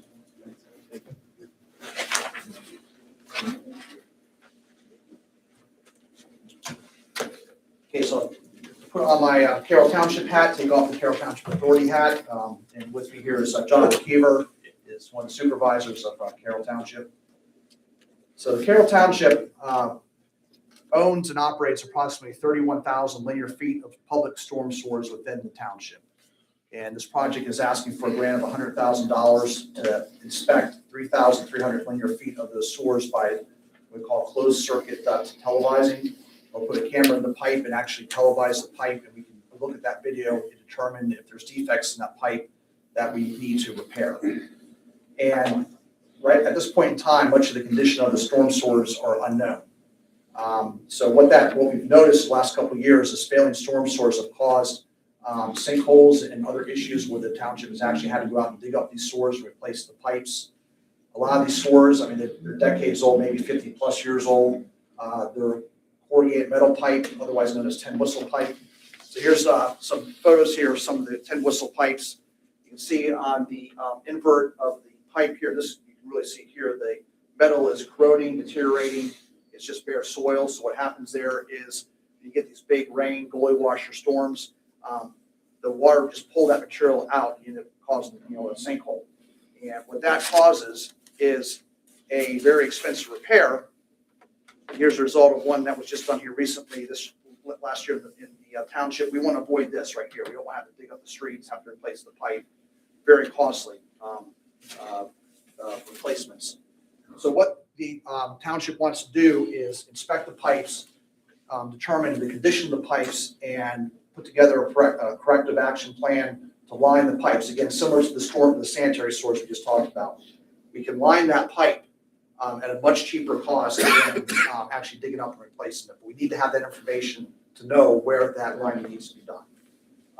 So we're asking for the $100,000. In addition to that, the township, when they did their budget at the end of the year after the application was put in, determined that they could put $25,000 towards the project, in addition to the $100,000. So right now, we're doing a project where we got the received the LSA grant. Again, thank you for that for 2024. We got about 15% of the storm sewers inspected in the township. So with this, we'll be able to get probably another 10% inspected and have about 25% inspected. Again, it's kind of a drop in the bucket, but it's a start. So we were just trying to, understand what we have and how we can cost effectively maintain the system. Okay, questions? So you're saying you've got a match of 25,000, but that doesn't lower your ask. It's just Right, yeah. To help us get more done. Yeah. And we have lined a couple segments already that we found that were way too expensive to excavate, much cheaper and quicker to rectify. But It's great that there's technology right now. It's comparable to, we used to do exploratory surgeries on people, but now it's called an MRI. So this is a great way to do that. CCTV be rented out to other communities also? Make more money that way also? We're not proposing to actually just purchase the equipment. We're going to have like a contractor do the work. Robinson Pipe is doing the project that we have out right now. And they're also cleaning also carefully. Very good. Yeah, thank you very much. Thank you very much. Okay, next we have Hopewell Township, Old Trails Roadway Enhancement.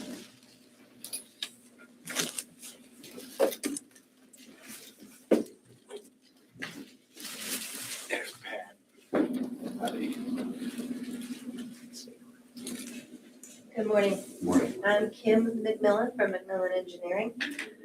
With me today is Donald Kearns. He's one of the supervisors. Old Trail Roads is owned and operated by the township, and it is a bridge that is in dire need of replacement. The current structure is deteriorating because of age. Furthermore, the current condition allows sediment from the unpaved roadway to go and run off into the waterway below, resulting in flooding. The bridge structure is deteriorating and close to a collapsing state.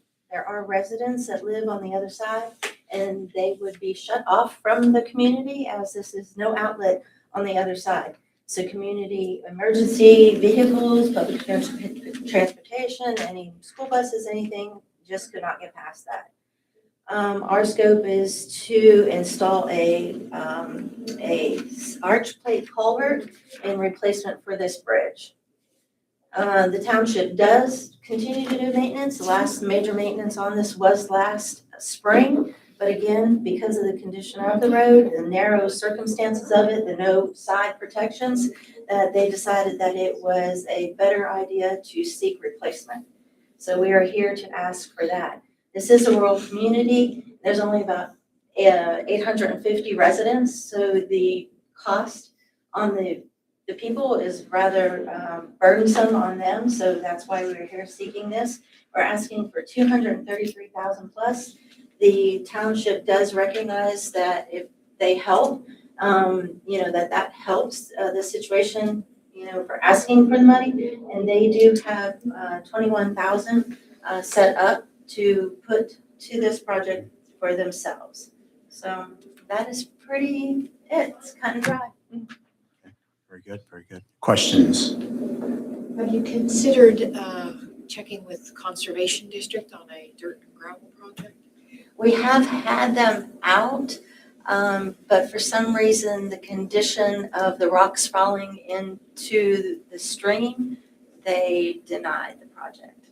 Or is it maybe not a high quality stream?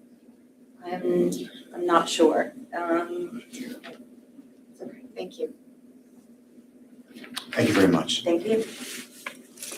Okay, next is Southwestern PA Water Authority. Project is Pump Station Road Water Line Extension.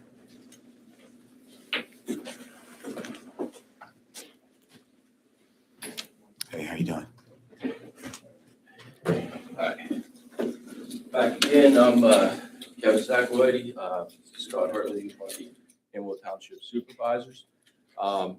This project is part of a larger project that we've been calling the Lone Pine Area Water Line Extension. You see on the map here the combination of orange lines and red lines are the overall project. We've recently been successful in getting a grant from BAMR as well as a statewide LSA grant for the project. And last year, this board awarded $150,000 for the Baker Hill Road section of the water line. Ultimately, the full project is to serve approximately 206 homes, a lot of whose water was lost or damaged due to abandoned mines. And so that's why we were able to get that grant. But this, as you can see, there's still quite a bit to go that's in the red lines, roughly 23,000 feet. So this particular one we're asking for would be the pump station road portion, which would just complete this loop right here, about 2,400 feet of pipe. As you can see, we have, well, maybe you can't see, it's small there, but a little over $3.5 million in grant funding secured to date. We estimate there's still about another $2.6 million to go to be able to ultimately serve all the customers. But with the funding that we have now, as well as this pump station road project of the 206 customers, we should be able to serve about 84 customers. Part of the problem with this project, you can see where the blue line is out on 19. We had to come all the way over on Weaver Run Road to get to Lone Pine Road, and it's a long segment that there's only a handful of folks that live there, where the majority are concentrated in the village there. Thankfully, with the BAMR grant, we're able to at least get the water to closer to the city center of where all the folks are located. So. Right, and I want to thank Senator Bartolotta and Tim O'Neill for assisting in securing the funds for BAMR in last year's state LSA, as well as the board for the money donated last year for the project. Part of the problem too is the majority of the roads are state roads, so the cost doubles.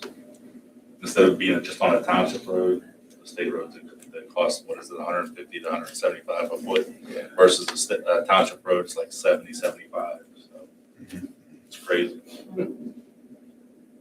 Very good questions. What you do with partial, I mean, if you didn't get the full boat, can you do something with? Yeah, we're gonna do as much as we can here. And I think it'll help with a contractor already on site that, you know, it's not just a separate mobilization to get out there to do Pump Station Road. We'll wrap it into the larger project. Okay, thank you very much.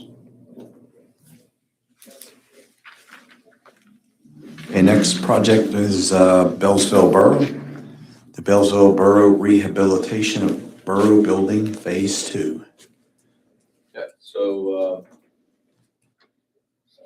we've, maybe 2 years ago, this board had awarded some LSA funding to Bellsville for what was phase 1 of the project, which was some downspouts, gutters, storm drain to direct the storm water away. This phase 2 portion, we're asking for monies to replace the roof of the building and also replace the HVAC system. Right now, it's a boiler system with no AC. The borough there's a nice meeting room in the building that they rent out, but it's difficult to rent out in the hot summer months. So this would allow them to do that. They've committed $33,600 to the project. It is besides the borough building, the post office is there. It's the election location for the borough, and a lot goes on there. Very good questions. How much was the award last year? Do you recall? I can look it up. I apologize. Around 150, 125, something like that. Okay, thank you. On your HVAC, are you doing like the mini split system, or are you gonna all ductwork or the whole new system? It's going to be a new heat pump system, getting rid of some of the old stuff that we don't need from the boiler, but doing it as efficiently as we can. Yeah, mini split may work for you too, that's what I was thinking about that as far as phases or whatever. Yeah, I imagine there's going to be a phase 3 or phase 4 coming down the road, so any partial funding would be great. Okay, thank you. Next is Peters Township Sanitary Authority. Project is 2026 Brush Run Treatment Plant, Motor Control Center Replacement. It's a mouthful. It sure is. Yeah, I know. Hi, I'm Patricia Mallory. Some of you know me. We try to come every other year. So yeah, as you said, that we were looking for funding for the motor control system. This is the treatment plant that we've been updating. This is what years ago we did the DC plant. This is our brush run plant on Valley Brook Road. And over the last several years, we've been updating it little by little because we have not really needed to do bond funding or loan. So with your help from your grant and our capital funds, we've been able to take this every other year. We've been doing like some major projects. You did just fund our project last year, but we're here again because this year during our annual assessment evaluation, the guys were evaluating things and realized that our motor control systems, a lot of those parts are obsolete and you can no longer get them. There was a place in California that they were able to get some of them from, and now no longer. So as these, these are totally obsolete and we have to do a whole new system. The MCC with that control system is a pivotal role in ensuring that all the treatment systems are functioning. I think you guys have pictures, so I didn't bring pictures with me. There's the outside building parts, and then inside there's little sections and little partitions that control each section. So it's the central hub to house and protect the control motors for all the pumps, the agitators, and all the central equipment in the treatment plant. The key function is to provide power and to protect the equipment from the weather conditions and any kind of electrical surges that go on. So the MCC is consolidated control, allowing for single point management of our water treatment facility. So it enables the staff to manually and automatically start, stop, and adjust the speeds of the motors and other equipment. An example is like the water flow regulation, when they're doing their process treatment and they want to control the water flows. So they can do that by standing there manually doing it, or the fellows can do that remotely with the SCADA system. The problem with this system though is it's so antiquated. We updated the SCADA system a couple years ago and it does not integrate with the SCADA system very well. So that's another reason why we need to really get the technology in there and update it. These ones were installed in 1995, so they're well over 30 years old and they're ready to go. Our engineer's looking at two different options right now, two alternatives. Either we're gonna replace in kind or we're gonna go with a whole different manufacturer. So we're looking at those, but regardless of each option, it's well over $1 million. So we appreciate any kind of funding that you could give us. We would like half, but we would take anything you could give us on this project. Any questions? Questions? It's pretty good. Thank you. Okay, you're welcome. And then I think New Eagle's coming up next. I kind of helped Billy a little bit with their grant application. Okay, next is New Eagle Municipal Sewage Authority. Project is 2026 Pump Station C replacement. Good morning, Board. Morning. I want to introduce myself. My name is William Taylor. I'm a board member and also a consultant for the New Eagle Sewage Authority. With me today, I have in the back our Chairman Paul Pro, our assistant to the authority, Patty Mowry, also our office personnel, Kathy Pro and Ashley Combs. I'd like to begin with a brief history of our C pump station. This was originally built in 1963 as an aromatic lift station. In 1904, it was upgraded to submersible pumps and new control system. For many years, regular maintenance has kept the station operating. But now we've reached a point where there are many of the essential components, both pumps and controls, are obsolete. Replacement of these parts have to be custom made, which is a significant increase in both cost and downtime. Securing this grant would have a very positive impact on our community and the surrounding municipalities. First, would allow us to install modern pumps, updated controls, and improving reliability and efficiency for decades to come. Second, it would help us keep our user rates stable by avoiding rising costs associated with updating equipment. Third, it would also support future growth, not only in the borough of New Eagle, but also Carroll Township, which borders our borough.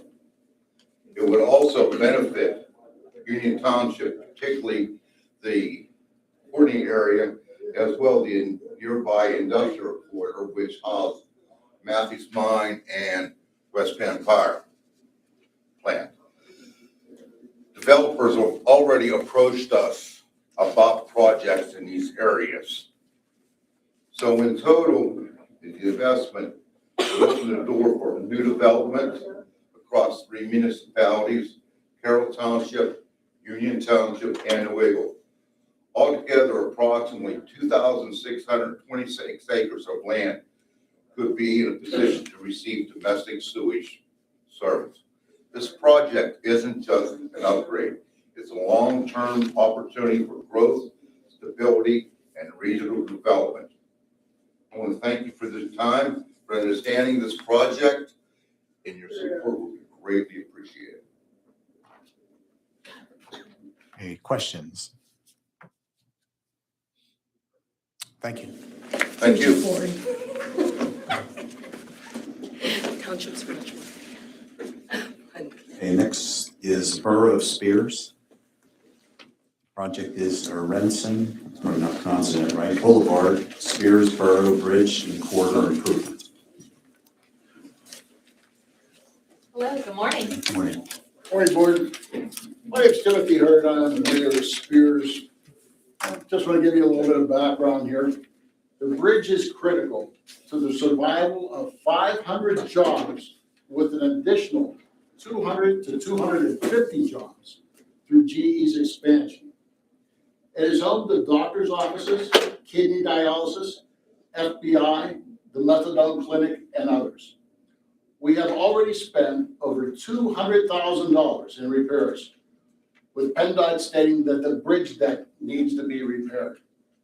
We have solicited our neighbors in the industrial park, which have contributed $50,000 for repairs, which have been used to tar and chip the bridge, hopefully to extend its life. The businesses on the other side of the bridge contributes tax money for the Charleroi School District, the county, and the borough. With a population of approximately 1,200 residents, you can appreciate the burden this would place on the residents if they must bear the cost of replacement. With the loss of Kitchen World, 4th Street Foods, and several others, the area is in need of jobs to ensure its economic survival. Your decision will impact the future of the industrial park and the jobs that it provides. Thank you, and this is Morgan Hartley, if you have further questions. Thank you, Board. Very nice to meet you. My name is Morgan Hartley. I recently joined the Spears Borough Council last year, and it has been my utmost priority to make sure that we take care of this bridge. Now, we've been able to, with in-kind donations from the local businesses, add a Band-Aid and just tar and chip the top of the bridge. Now, there are many organizations that exist over there, as Mayor Hurd did inform all of you about, and further expansion of GE's plant. When we spoke with them, they are in the industry right now that is vastly growing, and they also produce products that only that plant can produce. If perhaps this bridge were to collapse, there is one way in and one way out. There are also heavy trucks that carry this equipment within the power industry. And right now, with my knowledge of where we're at within our world and in the industry, this industry is booming more than ever. And we're pretty much reinvigorating the grid. If you have any further questions, thank you. Can you clarify that 2.5 million in match? Where's it coming from? How you're getting it? Absolutely, thank you. With the match in order to meet this, I believe that we did clarify in a matching funds that we're solely relying on additional funds through other grant applications, which is a huge risk. But although with consideration for placing the burden on our constituents, 1,200 about approximately, a lot of them have fixed incomes, as there are a great number of senior constituents living within the population. For them who are already living on fixed incomes, it would be a burden that we really don't want to place on them, on top of already the increased costs and inflation that many people have been impacted by. Thank you. Other questions? You mentioned about the businesses contributing towards the fix. Have they been approached about the permanent solution contributing towards that as well? So yes, correct. We have exhausted that. We've given them the opportunity to contribute. Now, we did have one in-kind donation from an organization, and although it did help with the patch of the bridge, we approached them holistically with the long-term solution of asking for additional funds. Although when approaching these businesses, they more so were wondering, what's everyone else contributing? Can't you get support otherwise? And of course, for some of those companies, they're small mom and pop companies, other than of course the national organizations. However, we've approached them, we've sat with them, we've talked to them. I mean, they are relying on us to find a solution, but we've approached them and have exhausted that as an option. Thank you. Okay, anything else? Any other questions? Thank you. Thank you. Okay, next is South Franklin Township. It's a long one. South Franklin Township, Washington County Airport, and Route 18, Chartiers Creek Watershed Sanitary Sewer Project. wastewater treatment plant site improvements. Yeah,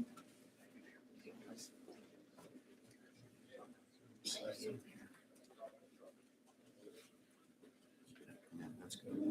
I want to get Tim at it. Gives me that evil eye. Like, yeah, he wants me to like jerk. Hey, everybody. My colleague, Kevin Zackelheide, is here to talk about the South Franklin project. He stepped out to the restroom. So I'm not sure exactly where he is, but We're just as shocked to be ahead as you are, so. I have a couple of my own projects. If you want to skip ahead, I could do mine. But So what is it? Which project? so I have the 1150, which is Dolphy Plant Storm Sewers in Union Township. I also have 1155 Manifold Road. So, sure.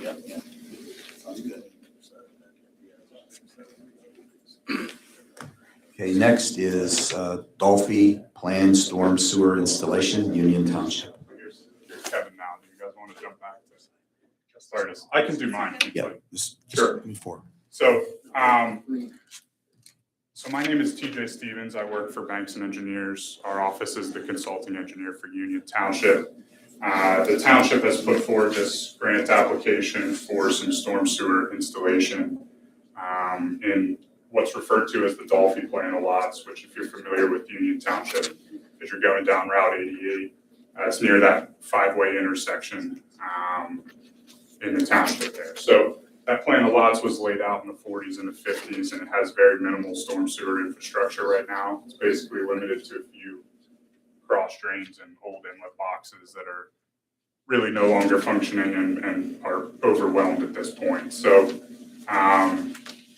the project basically involves three distinct sections of storm sewer installation, which would service all of Spruce Street, which is one of the main loop roads in that plan of lots. So it's about 1,300 feet of storm sewer pipe, new inlets and outfalls, which would basically provide a comprehensive solution for that roadway. So the total project cost is $438,000 is what we're estimating. And the township is contributing $43,800, which is about 10%, which leaves us with our grant request of $394,200. So that's what's the overview of the project at this point. Okay. Questions?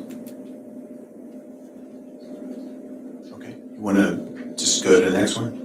If you'd like to, sure. Yeah, you're here, so let's do it if that's okay with you. That'd be great. So the next project is Union Township again, Maple Street, Nike. Yes. It's Nike site building demolition and recreation site development. Yep, so that's the 12 o'clock one, right? So this project involves the demolition of some existing buildings which were constructed as part of the U.S. government's Nike site located at the top of Maple Street, right off of Finleyville, El Ramo Road as you're traveling towards El Ramo from Finleyville. There's a number of buildings up there. There was an old barracks, there was a main hall, numerous garage buildings. There's a communications tower pedestal that's still up there, and some other old infrastructure from the 50s and 60s when this site was in operation. As we all know, it's since been decommissioned, and those buildings are owned by the township, and they've really fallen into disrepair. So the township's pursuing a number of different grant opportunities to try to find some funding to demolish those buildings and then eventually, hopefully, some positive uses of that site, maybe a recreational park.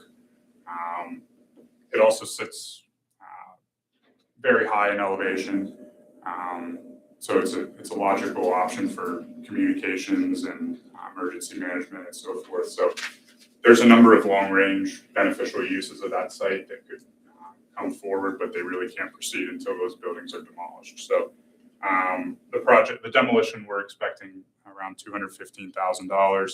The township is in a position to contribute 10%, and their grant request at this point is $193,500.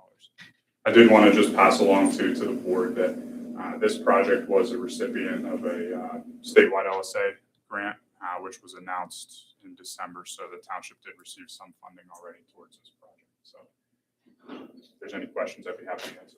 Two questions. So with the statewide LSA, does that change the ask? Yeah, it certainly could. The township received just under $80,000, so that would take the ask down to 193,000 minus the 80, so about 115,000. Okay. Second question, have you applied for some blight funding? Qualify for that? We have not to this point, no. We've explored that, but I think that's an avenue that we are going to consider also. Okay. Thank you. Thank you very much. How about from a priorities standpoint for the two projects you just reviewed? Great question. So originally we had Maple Street demolition as priority number 1, but since that received some funding, I think we would switch that and make that priority number 2, and the Dolphy Plant storm sewers would take priority number 1. Thank you. Thank you very much. Okay, thank you. Yep, you're welcome. What's the overall size of that parcel where with the Nike? It's relatively large. I don't know the exact acreage, but I think it's in the neighborhood of 20 acres or so. They have a decent sized parcel up there at the end of, it's right at the terminus of Maple Street, so. Yep. Thank you. Thank you all. Okay, next is South Franklin Township.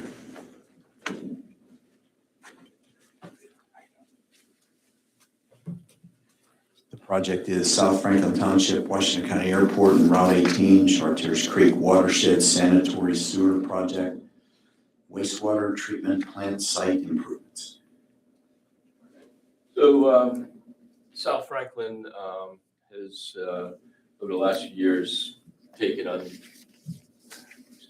has designed a sewage collection system and treatment system to serve a large portion of the undeveloped portion of the township, unsewered portion of the township.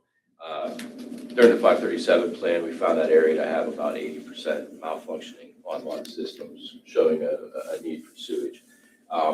It's a very large project, somewhere in the neighborhood of $25 million. And so we've been trying every avenue we can to find some grant money for the project. A few years ago, we did get some money from the board to extend power and water to the treatment plant site. This year, we're asking for funds that would help develop that site to make it pad ready, so that when we do get the monies to build the treatment unit, where a lot of the earthwork and E&S controls have already been installed. So the township has committed $75,000 to this portion of the work, and the ask would be $636,000. Tyler, do you have anything else you want to do? No, that covers just trying to show our continual effort towards this project. We've been working on this for 10, 15 plus years. We have everything fully permitted for the last 5 or so. We've just been trying to go down every avenue we can to get funding for this, and we're greatly appreciative of this board that's been able to help us in the past few years. So we're just trying to keep on plugging through and get this project going to help our residents. Thank you. Questions? Okay, thank you. Okay, next is South Strabane Township. That's me again. Yep. Manifold Road and Berry Road intersection improvements. All right, so this project is a intersection improvement for the Berry Road and Manifold Road intersection. I'm sure you all are familiar with this area at this point. Right now, it's a channelized intersection that comes to a T at the end of Berry Road. The 2024 County LSA Board awarded South Strabane Township, graciously awarded them some funding to do a full evaluation of Berry Road. And Berry Road was looked at the whole length by Trans Associates, the township's traffic consultant. And they recommended a number of improvements to the roadway. One of them was this intersection improvement for Berry Road and Manifold Road. So the scope of work would involve regrading that area, removing the 2 channelized approaches to Manifold Road, installing a traffic signal, and basically turning that into a T intersection. And that would improve vehicular safety through that area. It would minimize the traveling public's confusion as they approach that intersection. In theory, that would be good for school bus traffic as well, and emergency response and so forth. So the township has identified this project as a priority moving forward to improve their traffic flow in the community. It's a heavily traveled area. So the project cost is just over $1 million. The township has decided they like to request $500,000 from this LSA board, and they would contribute the remainder, little over half, to the project. So the township's contribution is $568,893.76, and the grant request is $500,000. So if there are any questions about this project, I'd be happy to answer them at this time. Questions? I have a question based on the newspaper this morning. With South Strabane opening their budget recently, is the new board and the makeup of the board, so what's the status of the commitment of the funds, given the fact that the supervisors just reopened the budget? Well, I don't want to speak for the board, obviously, but I think in the preparation of this grant application, it was pretty clear there's a high level of priority for this project. And I don't think that would change, but certainly can't speak for the board. Thank you. Okay, other questions? Thank you very much. You're welcome. Thank you all.